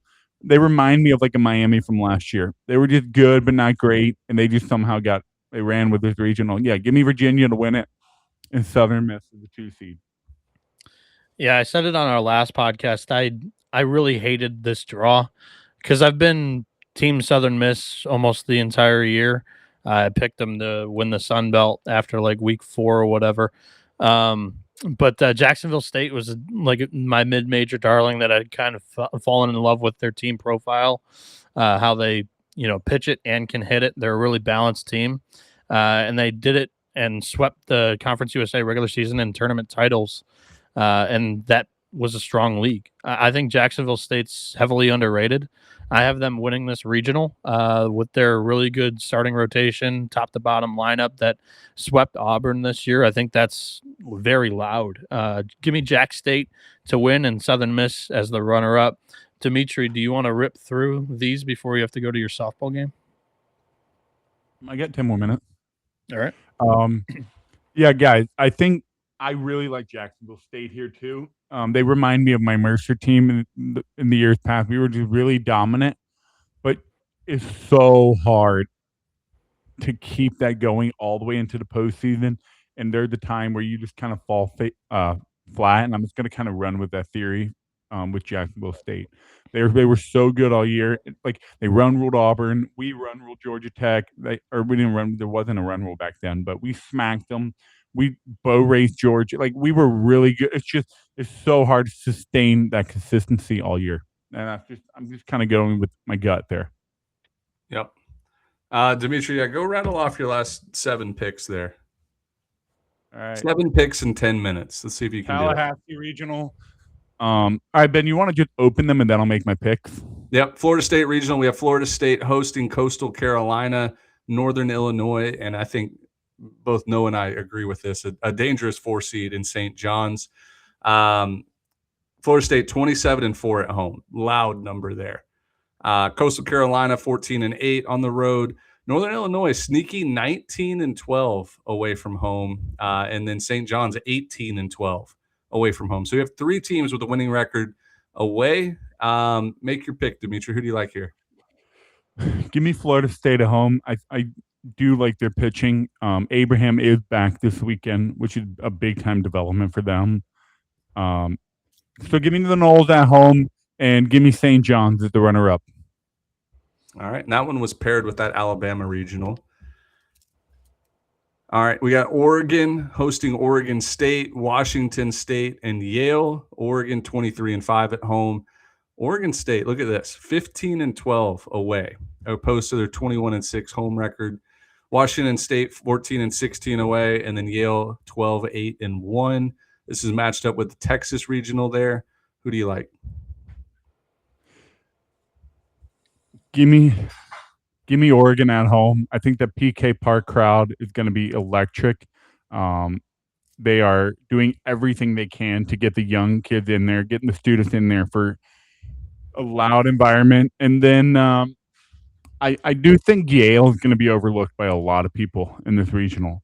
But I think Wazikowski has been there, done that enough times, seen enough heartbreak with this team in home regional. I think they're ready. I think they're prepared. They played UCLA on the road really tough. They played a really emotional series with USC at home, beat a good Nebraska team at home. This is one of the better Oregon teams the last couple of years. Give me the Ducks at home, and I'll go with Oregon State. Yep. I hope we get like at least 2 matchups, maybe 3 with those two, Oregon and Oregon State. All right, 12 seed. Texas A&M. The Aggies 26-7 at home. They're hosting USC, Texas State, and Lamar. All 3, Texas State, Lamar, and USC, have losing records away. And this is paired with that Chapel Hill regional. So who do you like here? USC. Give me the Trojans on the road here. They're a 10-13 road record, but a lot of their road series were against some of the better teams in the country. They had UCLA on the road. They had Oregon on the road. They had Nebraska on the road. That's 9 games right there out of their 23, almost 50%. And they played tough. They blew a couple late leads. It could be a lot different for this USC team. They could easily be hosting. Just really close. And then I think A&M going to face a lot of trouble as the weekend gets deeper into the weekend with their pitching. So give me Texas State as the runner-up. Cool. All right, 13 overall regional. We have Lincoln, Nebraska, where the Huskers, they're 23-1 at home this year. 23-1. They're hosting Ole Miss, Arizona State, and South Dakota State. Arizona State, I think, is a dangerous 3, as we would all agree. Ole Miss can play with anybody in the country. Now they are 7-10 away, and then South Dakota State, I think they are happy to be there. I don't know what the odds are for them to win this regional, but it has to be like 150-1. I mean, maybe the Jackrabbits have some magic, but I would imagine this is a 3-team race instead of 4. Who do you like, Dimitri? Go. Here's the biggest thing that I think is the difference maker. I think obviously game 1 is the most important one, but Arizona State, look at Ole Miss's K rate, 32%. That's really bad. I think that is going to help Arizona State because their pitching is not the best at not giving up runs, but they strike out a lot of guys. Cole Carlone is going to have a field day with this Ole Miss lineup, in my opinion. Got a couple strong, big Ole Miss left-handed hitters. Carlone should overmatch them, and Arizona State will win that game. And then I think Arizona State's going to run away with this regional because they can hit, and in that Haymarket Park, home runs come quite often. Nebraska is not a big old power hitting team. They have a couple good hitters in Carey, but they're a momentum kind of offense. They need something to happen in an inning for them to start just snowballing that inning, but otherwise they go quiet for a lot of innings. And it's happened with them a lot. Give me Arizona State to win this regional, and Ole Miss and Nebraska. That's a hard runner-up. I've loved Dimitri's analysis on this regional. I think he's pinned the tail on the donkey here. I'll buy you even more time. Ole Miss's offense, yes, they have the high K rate. They also have a super high walk rate. This is like the most 3 true outcome offense in the country. 18th most homers at 100, 19th best walk percentage in the country as an offense, and the 3rd worst strikeout percentage in the country as an offense. I'm going to go with Nebraska as my runner. I'm just going to give them the home field advantage. That's just going to kind of be my difference maker. 23-1 at home. You got to give that credit. All right, 14 overall. We got Mississippi State Bulldogs. They're hosting Cincinnati, Louisiana Raging Cajuns, and Lipscomb. I think this is also a regional that could be turned upside down. Lipscomb is a lot better than that 155 RPI. You'll notice like ASUN teams, when they come into the tournament, have like super inflated RPIs. But you look at Lipscomb's overall, conference record, 19-11. 8 games above 500, overall 29-14, and they played a tough non-conference. Including 3 games at the Dude where they kind of got handled. They got handled, but they got a taste of it. So they won't be as intimidated, I don't think. Shout out to Jack DeLongshaw on the call. You guys tune in, ESPN Plus. He will be on the call. I don't know. This regional gives me. I could see this turning upside down. When I say that, I mean like Lipscomb shocking Mississippi State game 1, Louisiana shocking Cincinnati game 2. What do you guys think? When you see a team scoring 8+ runs a game, that's really dangerous. Like that is a really good offense. Give me Mississippi State at home. The Dude is going to be rocking. It's going to be one of the best environments. They're excited. The momentum is back in Starkville, Mississippi. O'Connor kind of revitalized that program again, and the crowd is going to be electric. So I don't see any of these teams overcoming that to win that regional, but I think people are sleeping on how good the Cincinnati team can be really good. This is a good team with some really good pieces in that lineup. Pitching is pretty good, nothing spectacular. So I'm going to go Cincinnati runner-up. Awesome. All right, 2 regionals left, and then after that, we're going to need your Omaha 8 and your national championship pick. So Kansas, the Jayhawks are hosting Arkansas, Missouri State, and Northeastern. In my opinion, this is the toughest regional out there. Missouri State should have been a 2 seed. Northeastern should have been a 3 seed. And Arkansas has a good case to be a regional host. But Hogland is going to be packed. They opened up the left field, or I guess the outfield side, for additional seating. It's going to be way more fan friendly. But who do you like here, Dimitri? It's really difficult because when you think of Missouri State and Arkansas, you think high-powered offense, you think just slugfest. Missouri State played probably one of the better games of the year, which was Missouri State-Arkansas. And then midweek, then they went to Fayetteville, and Arkansas handled them pretty well. But now you're mixing in weekend rotation, mixing in more high-leverage arms out of their bullpen. I just don't see Kansas getting out of this regional. I don't know why. I just don't see them getting out of this regional. I think if Northeastern beats Kansas game 1, Arkansas and Missouri State are licking their chops because they're like, okay, we can get in the driver's seat and get out of this regional. Usually when teams get snubbed of a hosting bid, they're emotional. They kind of lose air in their balloon. Give me the Missouri State Bears to win this regional, and the Arkansas Razorbacks as runner-up. Okay. Just for reference here, Arkansas is actually the favorite to win this regional, plus 130. Kansas plus 165. Missouri State plus 500, and Northeastern only plus 800, which I believe is the lowest odds for a 4 seed to win a regional. All right, last regional here. West Virginia, they are hosting Wake Forest, Kentucky, and Binghamton. West Virginia 16-6 at home. Wake Forest 9-11 away. Kentucky 11-12 away. Binghamton 14-13. Who do you like here, dude? Wake Forest to win it because, oh my God, Jackson Jelkin is going to be tough for Wake Forest to beat. But Lavonas is going to be also tough for Kentucky to beat. I think West Virginia is really healthy. They're a good team. I don't know. This is a hard one for me. I want to take West Virginia here, but give me Wake Forest. That 15-5 quad 1 record is really alarming. Really alarming. Yeah. You know what? Give me West Virginia at home, and Wake Forest is runner-up. All right. Quickly give us your Omaha 8 and your national champion. UCLA over West Virginia. Georgia Tech, Missouri State, Georgia Tech. Georgia versus Mississippi State, Georgia. Arizona State, Auburn. Arizona State, let's do it. VCU versus USC, USC.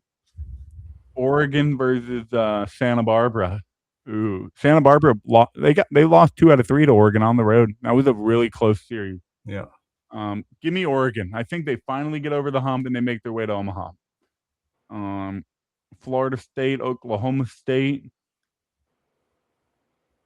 I'm going 90s. I'm going 90s, 2000 vibes here. Give me Oklahoma State to Omaha. And then we've got Virginia and Florida. Gators to Omaha. I don't like this. That's only 2 SEC teams. Whatever. It is what it is. My national champion. Give us your finals. UCLA. What? Give us your finals. My finals is UCLA over Florida for the national title. They're on the same side of the bracket. Yeah. Oh, are they? Okay, Georgia Tech over Georgia. I'll go Georgia Tech over Florida. That works. Okay. 2/8. Okay, perfect. Well, dude, good luck in your softball game. I know you got to leave. All right, see you guys. Hey, can you make sure you send me the rest of your picks? I have it all written down here. The graphic will be out tomorrow. Yeah. Yes, Perfect. sir. See you guys later. See you, dude. Adios. All right, Noah, are you able to share where we Yep. left off? Okay, perfect. Yep. Here, Oh, you got it as a whole slideshow. Yeah, this is what I was loading pre-show.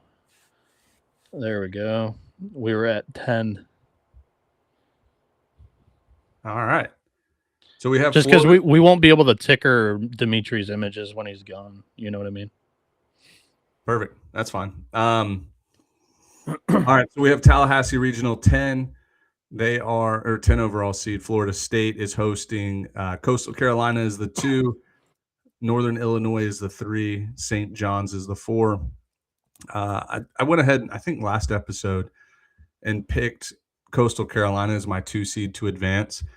I just think that they are postseason ready. I think they're postseason built.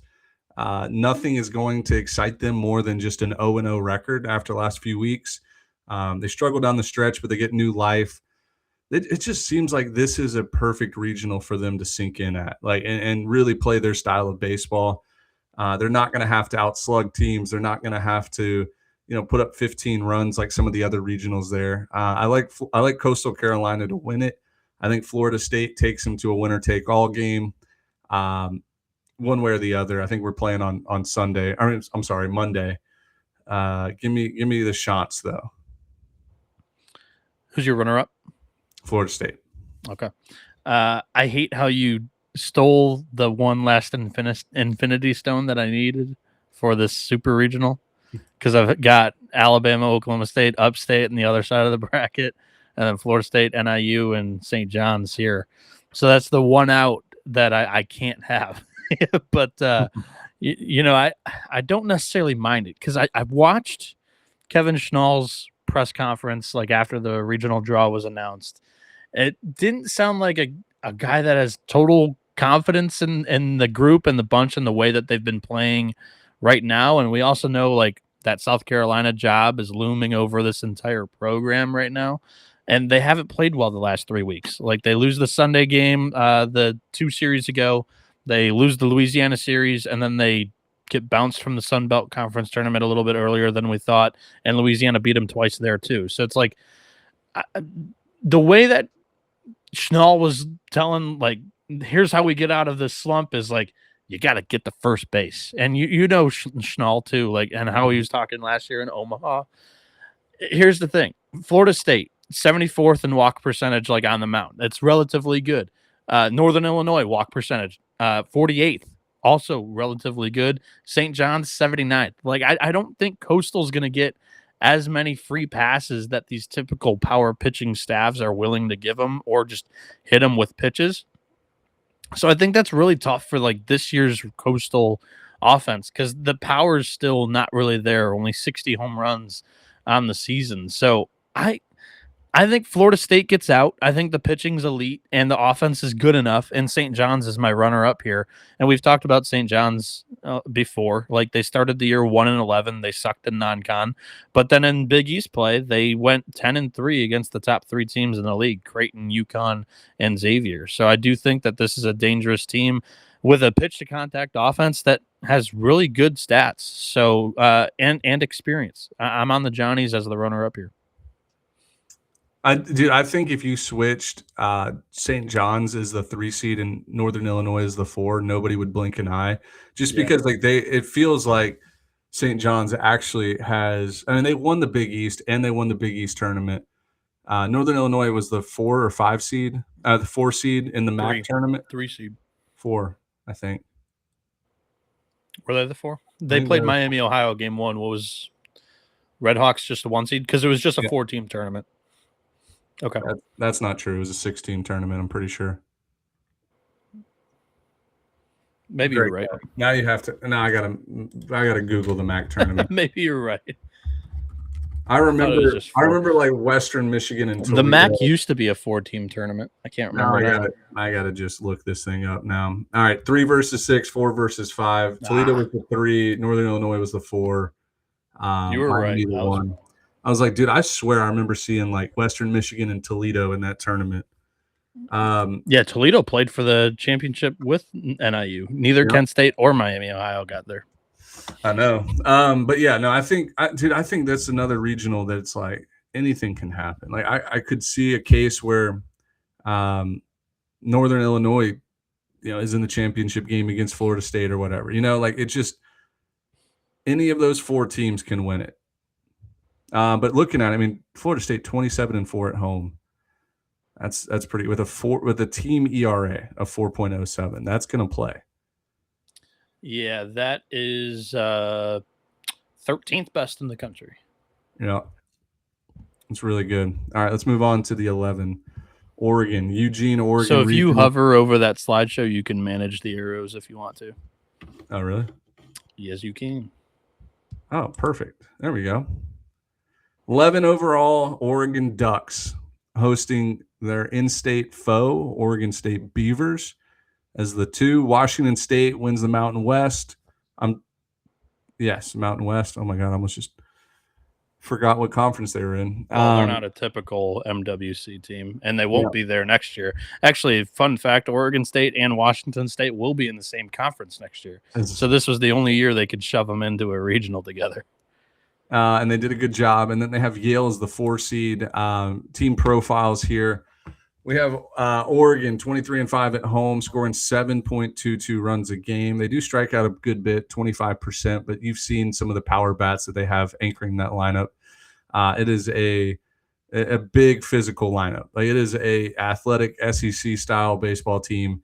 A lot of fun, well coached, and like everybody predicted it. Oregon State is the 2. The Beavers, I got to see 3 games in March when they played Mercer, and like everybody they roll out there on the mound is nasty.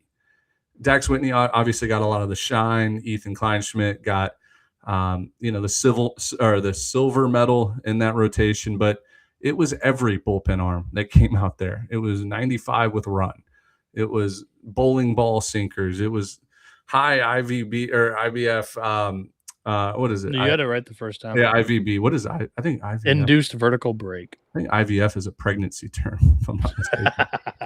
As you can see, my brain's turning into mush as we record now. I got to snap out of it. All right. But yeah, Oregon State's pitching staff is unbelievable. The offense can go cold at times, but it is a dangerous team that, they lost some pieces from last year's Omaha team, but for the most part, it's the same style ball they're always going to play. Washington State does intrigue me, though. I don't know if it was the thin dry air they were playing in the conference tournament, but it seemed like they could hit with the best of them, 1 through 9.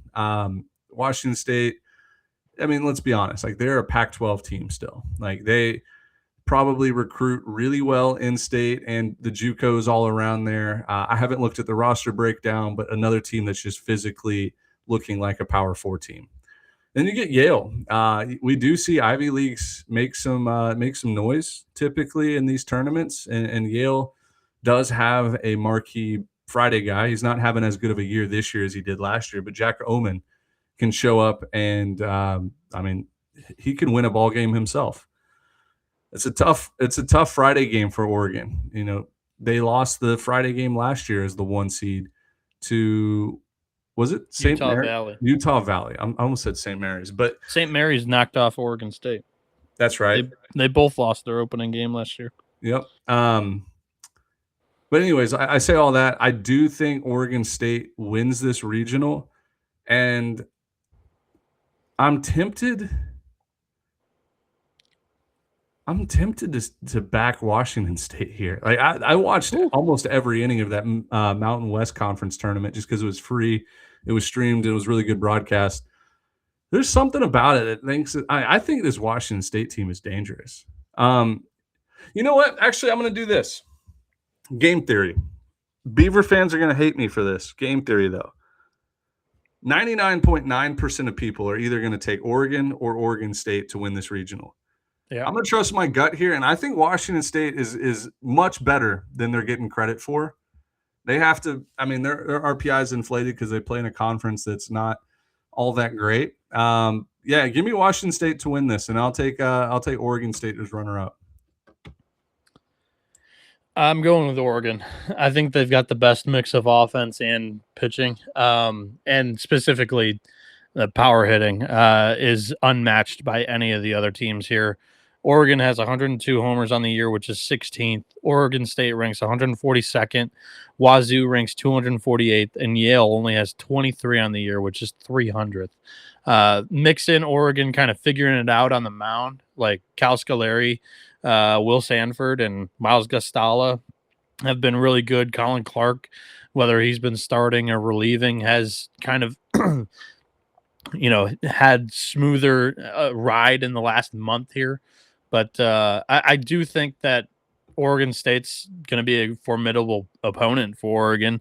The Ducks, though, were kind of excited that the Beavers came there, and I like that mentality and attitude that they're going to get a couple more home games against their bitter rivals. So give me the Ducks winning the regional and Oregon State as the runner-up. I do think that even without Dax Whitney, the starting rotation of Ethan Kleinschmidt, Eric Segura, and Trey Morris has been great. Trey Morris, by the way, has flown under the radar. In 35 innings, 7 starts, he's got a 1.29 ERA as he kind of stepped up into that Dax Whitney filler, like to be the third arm in the weekend rotation.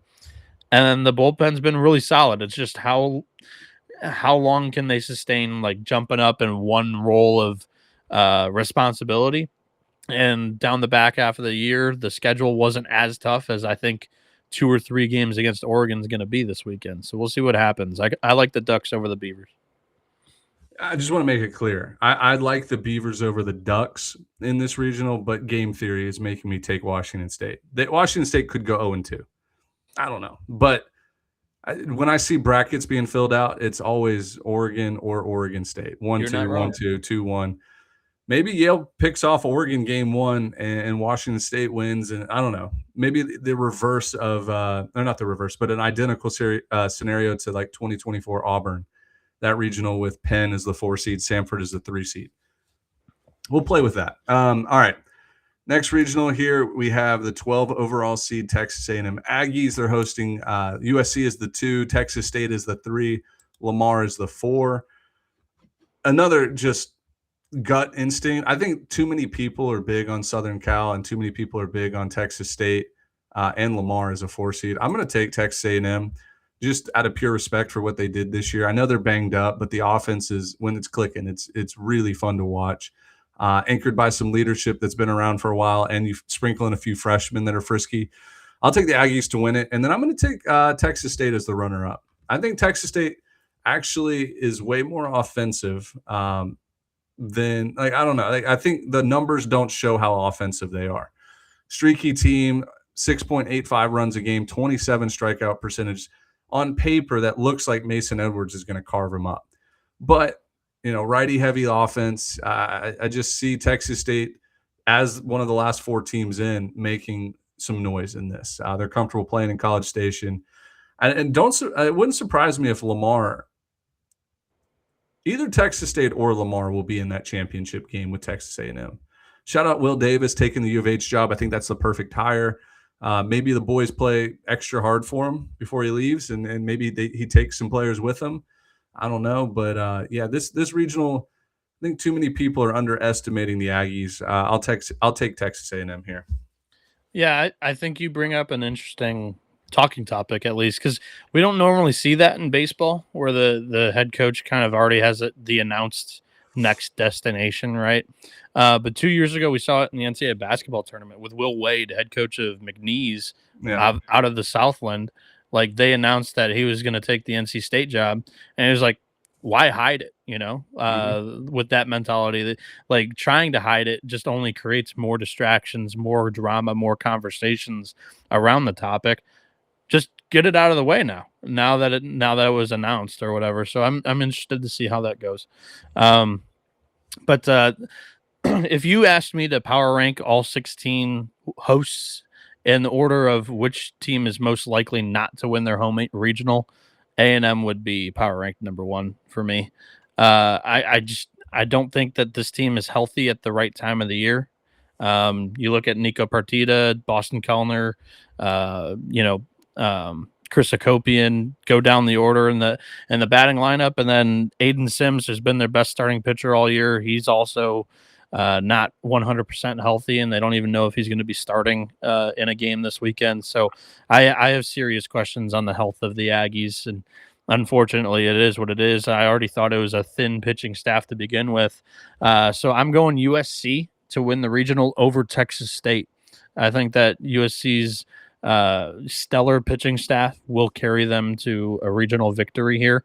And Texas State, being that, they've kind of figured something out down the backstretch of the year, have played a little bit better as an offense, and they're 7th in the nation in home runs with 111. And A&M, albeit thin pitching staff, they just get hit around. Like number one in least walk percentage, like the lowest walk percentage in the country. I think just pitching in contact in this regional may hurt them. USC top 50 in homers, Texas State top 15 in homers. Trojans over Bobcats for me. Yeah. No, I'll tell you why Texas State seems to be clicking the last few weeks. They actually, I don't know if they kicked off or forced out their starting, kicked off the starting shortstop, and now it feels like everybody's pulling the same rope. That's always a good sign for a team heading into the postseason, knowing like, hey, we got second wind. We weren't supposed to be in this tournament. Now we're here. We got nothing to lose. Their fans will travel well. I mean, there's a lot of San Marcos to the College Station crossover. Like they all live around the Houston, Dallas area, so they'll make their way down there. So I think that's a good pick there, Noah. Thank you. All right. Next regional here is the 13 overall Nebraska Cornhuskers. They are hosting Ole Miss as the 2, Arizona State is the 3, and then South Dakota State is the 4. While I'm introducing this, will you look up the odds for South Dakota State to win this regional just for fun? I have it written in my notebook what they opened at. They opened. Where's Lincoln at? 80-1. That's it? Dude, there's no way. I'm looking. Nebraska plus 110, Ole Miss plus 170, Arizona State plus 350, South Dakota State 80-1. That was yesterday. Actually, no, that was Monday when they opened. I'll get you an updated price. I'm looking right now. Don't worry about it. 80-1 seems way too short. This is the Lincoln Regional. Yeah, man. Why can I not even find it on here? Oh, here we go. Nope, 80-1 still. Good for the Jackrabbits. Maybe Vegas knows something we don't. But, I mean, Nebraska's 23-1 home record. I mean, it screams to me that the Huskers are winning this. So they're going to have an unbelievably huge advantage with the crowd there. I'm not going to overthink it. I'm taking Nebraska winning it. And then I'll take I like Ole Miss's depth on the mound, even if they lose that game 1 to Arizona State and Cole Carlone. I think they have enough to bounce back through the losers bracket. Give me Nebraska winning and then Ole Miss in second. I like Nebraska over Arizona State here in the Lincoln Regional. You already mentioned it for me, and I think Dimitri hit on the same thing. I like the Carlone matchup from Arizona State over Ole Miss. Actually, I told Dimitri I loved his handicap of the regional. He pinned the tail on the donkey for me. Everything that Dimitri said, I have the exact same stuff to say. So, Nebraska over the Sun Devils. All right. Now we go to the 14 overall seed, Mississippi State Bulldogs. They're hosting Cincinnati Bearcats, Louisiana Raging Cajuns, and the Lipscomb Bison. This will be sold out, packed stadium, probably 14,000 people plus. And Mississippi State 25-8 at home. But look out for Cincinnati. Cincinnati is a team that we coined it. Actually, we didn't coin it. Somebody coined it Bishop Ball.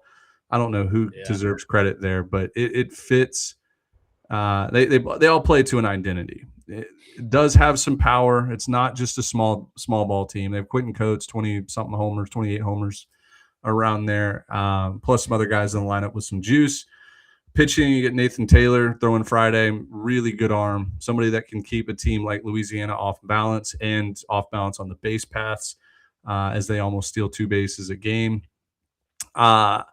I think Mississippi State wins this regional, but you're going to see a very offensive game towards the end. I don't love the depth of Mississippi State. I don't love the depth of Cincinnati or Louisiana on the mound.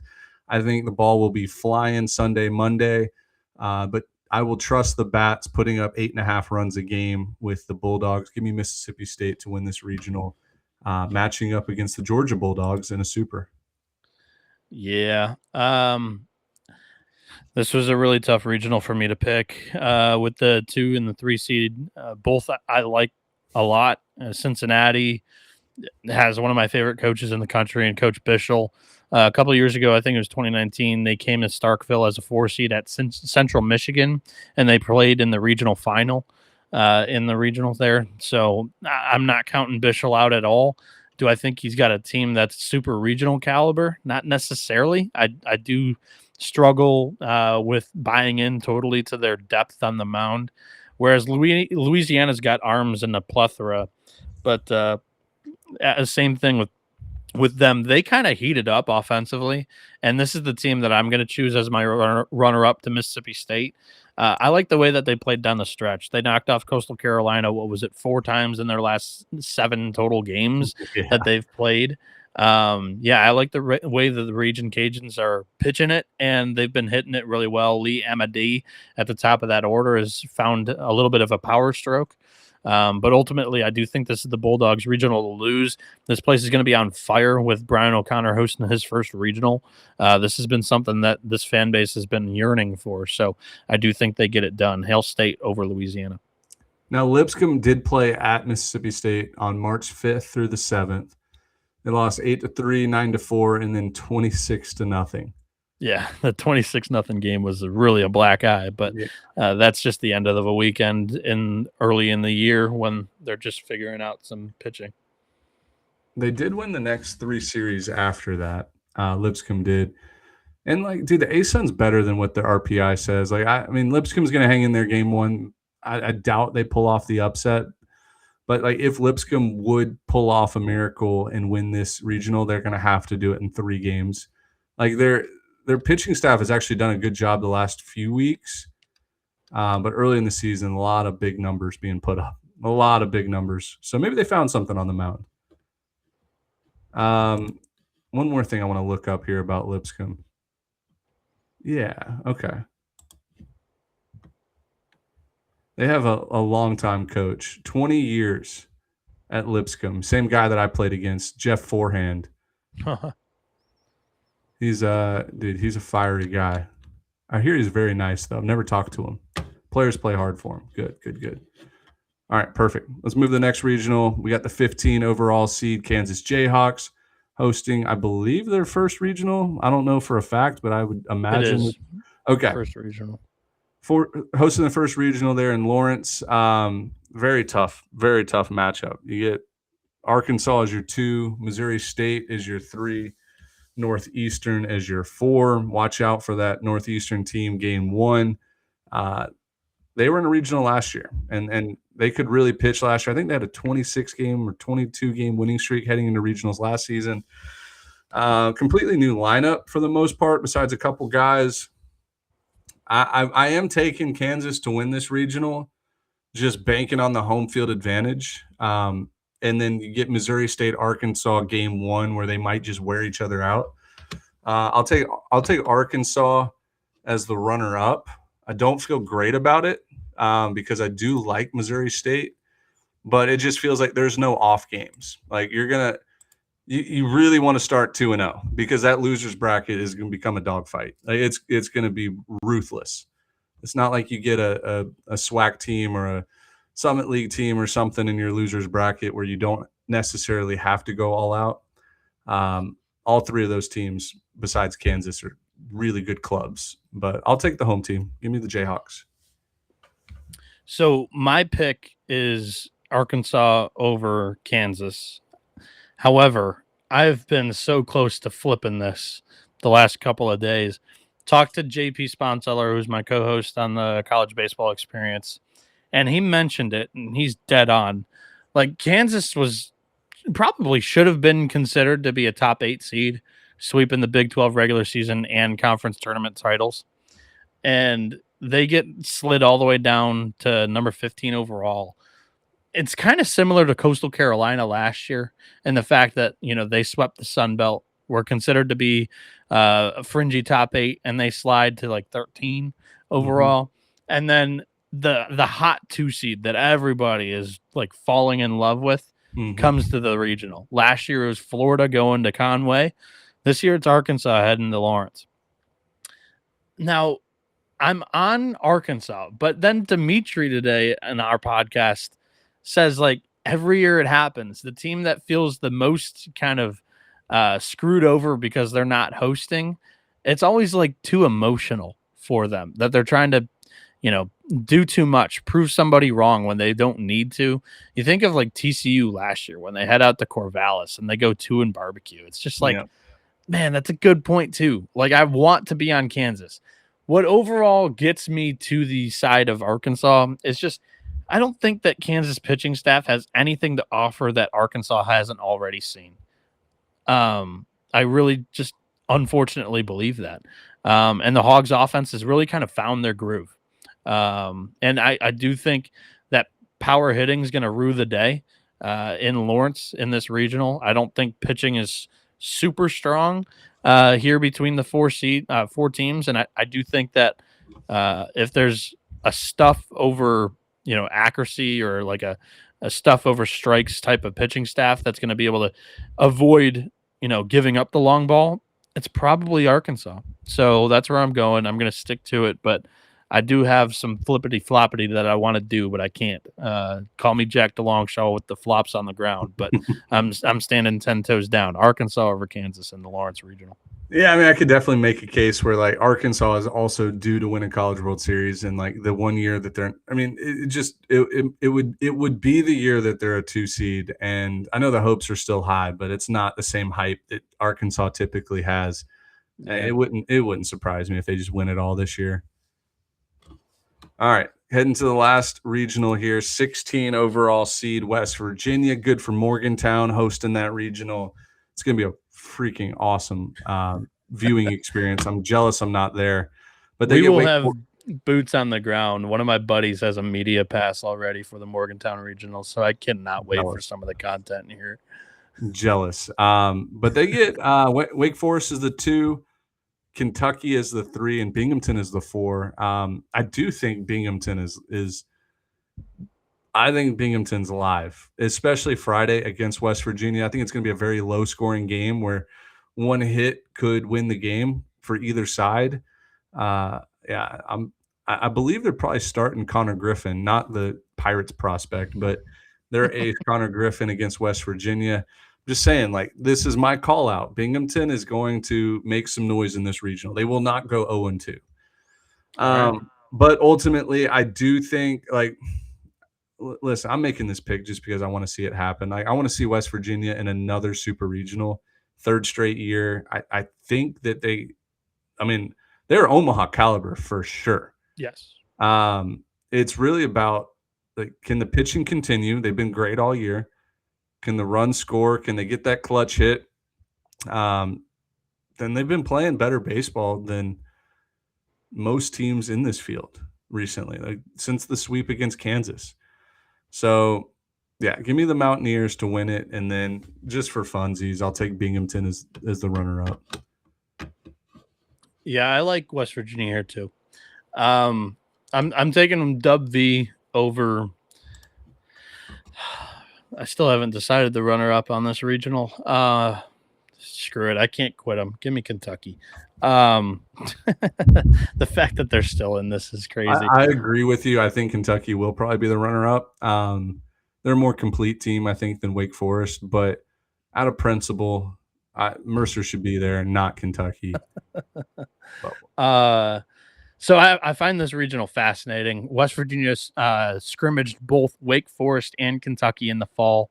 You know how those fall scrimmages work, Ben. Yeah. Everybody goes to the plate for an at-bat or two. Everybody's on the mound for an inning or two. These teams know each other extremely well, and I'm fascinated that this is a regional.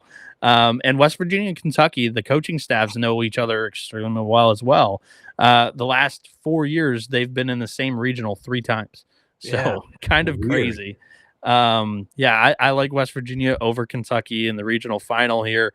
What does it for West Virginia is, yes, pitching depth is somewhat of a concern, but their most used 6 or 7 arms are great. I'm talking about Maxiell, Chanson Cole, Ian Korn, Dawson Montesa, David Hagan, Reese Bassinger, Carson Estridge has been there forever.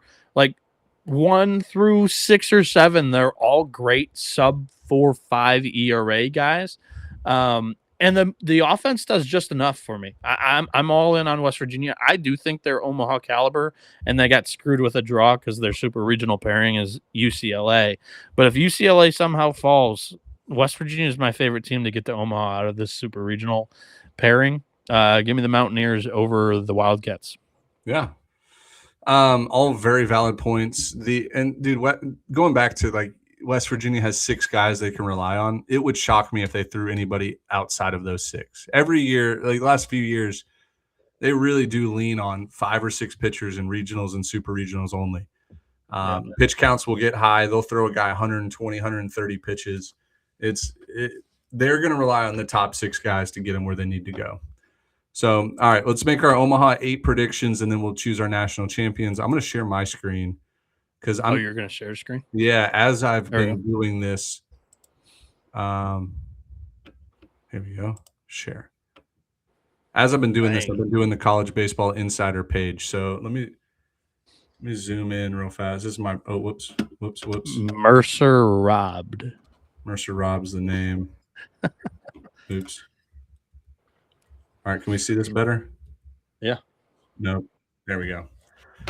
So again, I think it's $10. I PayPal'd $10 over to him. Got entered. I don't know how many people are in it right now, but it's just a really fun bracket to do. I like their site too. Their site is amazing. Site's really good. Well done.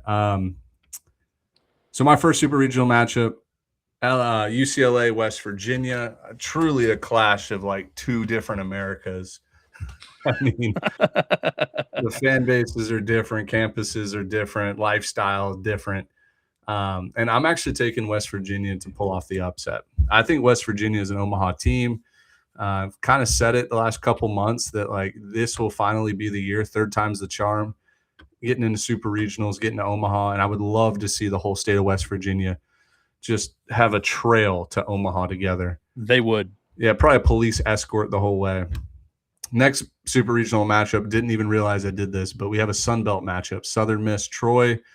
Dude, they were talking about it. Like I was watching Southern Miss's press conference after they saw the draw, and they were like, yeah, let's bring it on. Southern Miss Troy is a super regional possibility at the Pete. Yeah. That would be so much fun. I'm going to do Southern Miss fans a favor here. All right. I honestly, if these 2 teams matched up in a super, golly, they would probably fist fight. Fans, coaches, players, they don't like each other. We just saw them play 3 times in Montgomery. I think there's a mutual respect that's been established, though. Yeah. I mean, we saw like Skylar Mead's post game saying that Kobe Allen is his favorite player he's ever coached against. Like there is a mutual respect there, but both sides, all-time competitors. Southern Miss fans, take this as your word that you will probably advance to Omaha because this is the first year of the podcast. I have not picked you to Omaha. Feeling like 09 there in Hattiesburg. I'll take the Troy Trojans. That'd be a good story. Texas A&M, East Carolina. I have to go with East Carolina because I said it last podcast that gut feeling, nobody's talking about the Pirates going to Omaha, and this will finally be the year. And could you imagine East Carolina, probably Southern Miss and West Virginia, bringing all of the fans there. And finally, I have a 1-versus-1 matchup, Nebraska-Auburn. We've already seen this happen once this year in Auburn, where Nebraska won the first game, but Auburn pretty much handled the series. I'll take the Auburn Tigers to win that super regional. We got the Bulldogs and Bulldogs, Mississippi State, Georgia. Already seen this too. I'll take Georgia. I do think that they're going to end up playing deep into June. What a super regional here. Golly. Who would host this? I guess Washington State would host Tarleton in this super regional. Wow, my bracket, I was not paying attention when I was doing this. Hey, you know what? Washington State to Omaha. Let's go, Cougs. What am I doing here? If anybody takes me seriously, they need to find another podcast because, just look at some of these super regional matchups. Alabama Coastal. I'm going to take Alabama. First trip since like 1991-ish. Alabama, I do believe, is an Omaha caliber team. They just need to play 2 good weeks. 2 good weeks in a row. I'll take Georgia Tech over Kansas. So my Omaha 8 is West Virginia, Georgia Tech, Troy, Alabama, East Carolina, Washington State, Auburn, Georgia. My national championship is going to be Georgia Tech versus Auburn.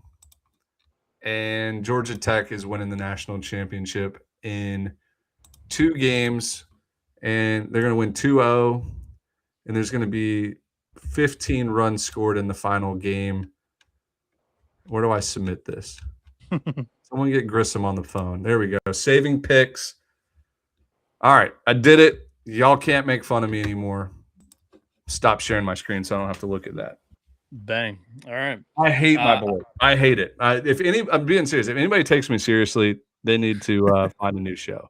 Everybody knows how manual I am. I still write in notebooks and I still fill out brackets. So this is me sharing my screen. Okay, Ben? So I have UCLA and West Virginia in the first super regional matchup. Yeah. I'm trying to figure out how I can do this best. You're good. You're good right there. I have UCLA over West Virginia. I think it's them on a mission to get back to Omaha. I have Florida hosting Jacksonville State in the next super regional, sorry. And Sully is like 10-1 in super regional matchups. His one loss is to a mid-major program, Ben. I have Jacksonville State out of the Conference USA getting it done in Gainesville. The Gamecocks are Omaha bound. Was Southern Miss in Conference USA when they did it? Yeah. Okay. I like it even more now. Scrolling further down. I think Southern Miss was a 3 seed that year too. There we go. Scrolling further down on the bracket. I have North Carolina hosting USC in a super regional. Very, very similar to North Carolina hosting Arizona in a super regional last year. A West Coast team with a good starting rotation and a lineup that I'm hoping gets hot for USC. But I have UNC moving on to Omaha. I just think that an older, experienced lineup that has been very good to go along with like another solid 5 to 7 arms for North Carolina. Ultimately get them to Omaha. That would be an all-time super regional uniform matchup, by the way. Two of my favorites. Yeah. And then I have Auburn hosting Nebraska as well, Ben. We saw that series already play out once. Nebraska won a nail-biter. Auburn won in a blowout in one game and then won handily in the next game. I do think that my uncreative brain thinks that's happening again. So give me Auburn over the Huskers in that. And then move on to the right side of the bracket. I do think this is the weaker side. We could see some chaos on this side of the bracket, in my opinion. I have Georgia Tech hosting Arkansas in a super regional. Georgia Tech, I also feel, is on a little bit of a mission of their own. That lineup 1 through 9 is super potent, and the pitching's been good enough. So I do think that they get it done at home in Atlanta. And then I have Florida State hosting a super regional against Oklahoma State. I think Oklahoma State's my 2 seed that I have getting to Omaha. Give me the Pokes. It's more of just a field play than anything. I do think that Florida State's somewhat vulnerable against top competition this year with their quad 1 record and record against 1 seeds and all that jazz. I just think that they're a little bit vulnerable. So I'm going Pokes, hoping they heat up a little bit. I have Texas hosting Oregon, which I believe the Texas softball coach came from Oregon, hilariously enough. And this is the super regional matchup. And 2 years ago, was it, Oregon went down to College Station for a super regional. Yep. So they head down to the state of Texas and get their hearts broke again. I have the Longhorns getting back to Omaha. And then I have the Bulldog matchup as well as you did. Georgia hosting Mississippi State in the super regional. Georgia, I believe, swept Hill State in Starkville earlier this year. And I have the Bulldogs of Athens winning the Athens super regional there. And my Omaha 8 is UCLA, Jacksonville State, North Carolina, and Auburn on one side of the bracket, and Georgia Tech, Oklahoma State, Texas, and Georgia on the other side of the bracket. Give me in the national championship finals, I have, let's go with Texas and UCLA. Nah, I can't do that. No. Why? That's a great pick. I'm not rocking with it. I think that What both does your gut tell you? I was riding with Texas because they were my preseason pick, but my gut does not tell me that. My gut says that Texas offense isn't as good enough to match up with Georgia Tech or Georgia in a bracket, the way that it'll roll in a double elimination. So let's go with Georgia Tech in the championship. And I had UCLA. I as you can tell, I didn't get this far. I didn't fill out the bracket further than just the Omaha 8. Georgia Tech in the final, and they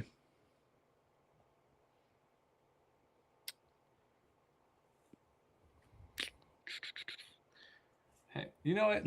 Take 30 seconds real quick. I'll entertain the fans while you do it. Take 30 seconds, do your job. Don't rush this.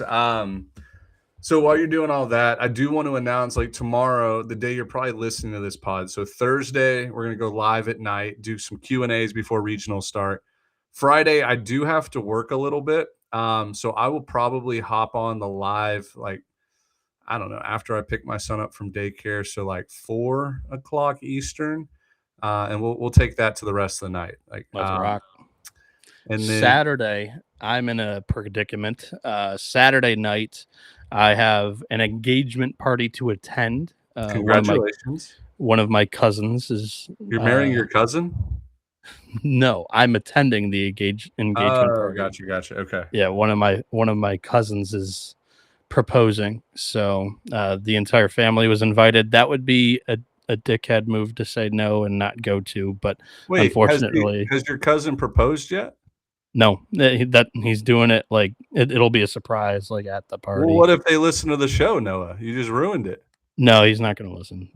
I live in a hockey family. Like we're all Michiganders, not college baseball fans. But they might just support you. They might be like, "Yeah, my friend." But also, my cousin is a guy. The girl is not listening to this. Sorry, our demographic is 97% male. Love that. Good. So it should be. Am I right? So, I guess like I would probably hopefully be available by like 10. I'm thinking Saturday night. But you can definitely go live sooner than that. But yeah, we're planning on that. We also haven't announced it officially, but like the Diamond Den, the Homefield 11.7 Diamond Den is a full go. And that is where we will do the $1,000, what are you calling it? A shopping spree or whatever in Omaha, centered around the Diamond Den and everything like that. That'll be headquarters for the week. Yeah, it's gonna be a lot of fun. We'll have guests come over. We're gonna all sleep together. If we sleep, we might not sleep while we're there. We may not sleep. Thursday, we'll fly in. We'll leave Monday. Like I think I fly in like Thursday at 5:30 a.m. Eastern. I land at like 9 Central, and then We'll do a live show every morning and every evening. So before the games and after the games from the Diamond Den. It'll be decked out in home field apparel stuff. It'll be really sweet. Big time interviews. We're going to have some off-season content like kind of planned with some podcasts that we'll post with some guests. It's just going to be an all-around really good time. So that'll be 2 weeks from tomorrow, or I guess today from people who are listening. And then we leave Monday. Sir. Or I'll be leaving Monday. You're going to be staying. You don't have a wife and kids. Yeah, true. Exactly. No, so I'm going to stick with it.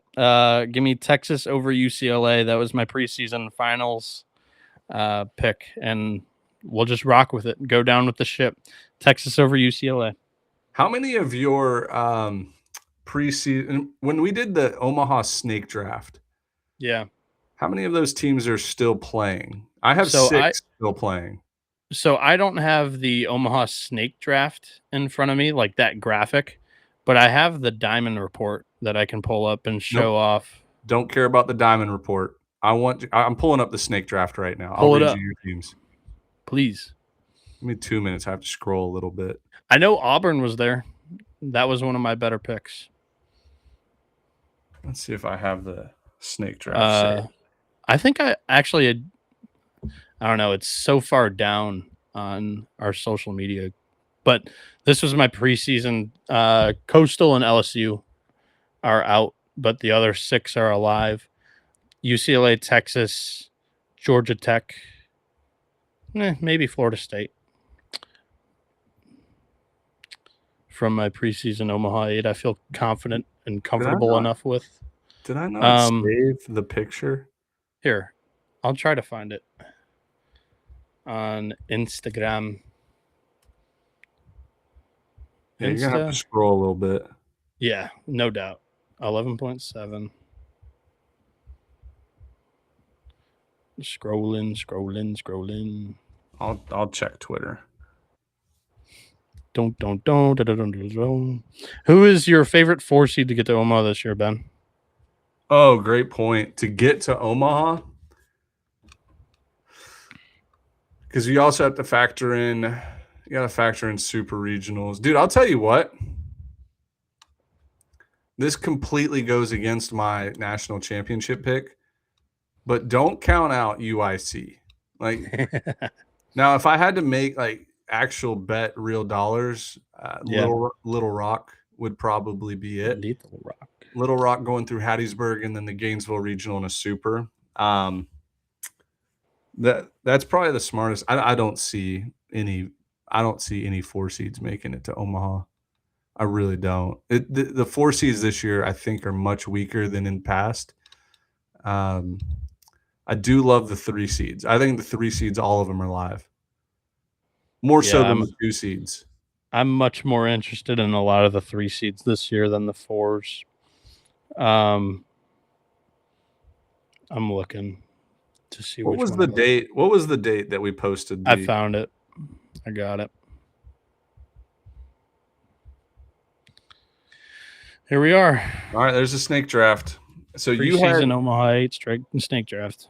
You said you had UCLA and Kentucky, which would actually match up in a super. Yeah. So if it did happen. Oh, Auburn, shit. Mine is really good. Yeah. Auburn, Florida State, North Carolina, Florida, Southern Miss, and ECU. 1, 2, 3, 4, 5, 6 hosts of my 8 teams. That's unbelievable, dude. I have Georgia, Coastal, Arkansas, Mississippi State, Vanderbilt's out, Oregon, Louisville's out, Alabama. I mean, I have 1. Hey, 2, you did 3, good too. 4 hosts and 2 2 seeds. Yeah. Jax is the worst by far.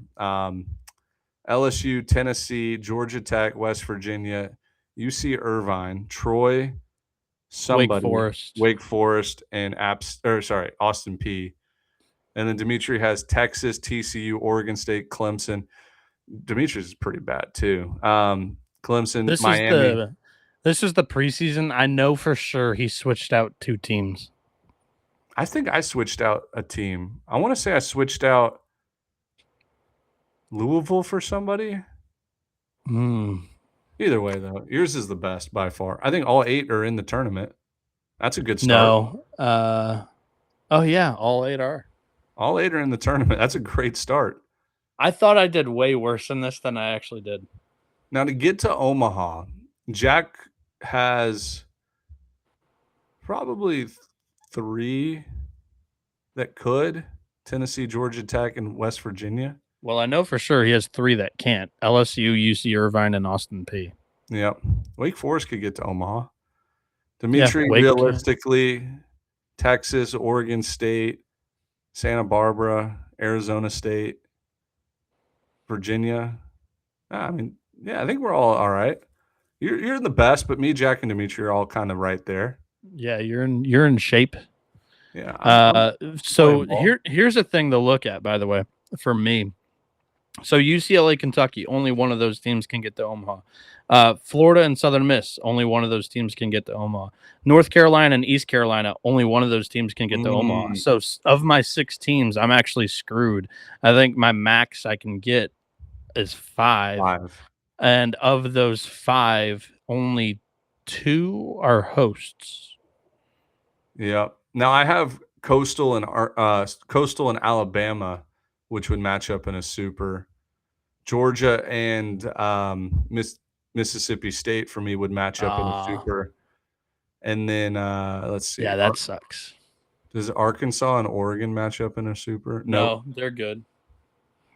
All right. So, I mean, I don't know.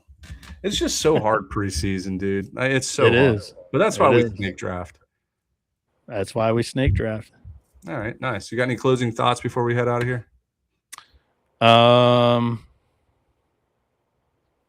Just the Homefield 11.7 Diamond Den, baby. Can't wait. Yep, can't wait. We'll be back live tomorrow, Friday, Saturday, Sunday. We'll be live at some point all of those days. So y'all kick it with us. We appreciate all the support, all the new subscribers. Would you be available Saturday afternoon? Depends. I need to think. Because I'm out like dinner time. That's when we have this thing planned. But like noon, loser bracket games? Saturday afternoon is not fun because we get teams like eliminated that day. We got to have those 1-0 games at night.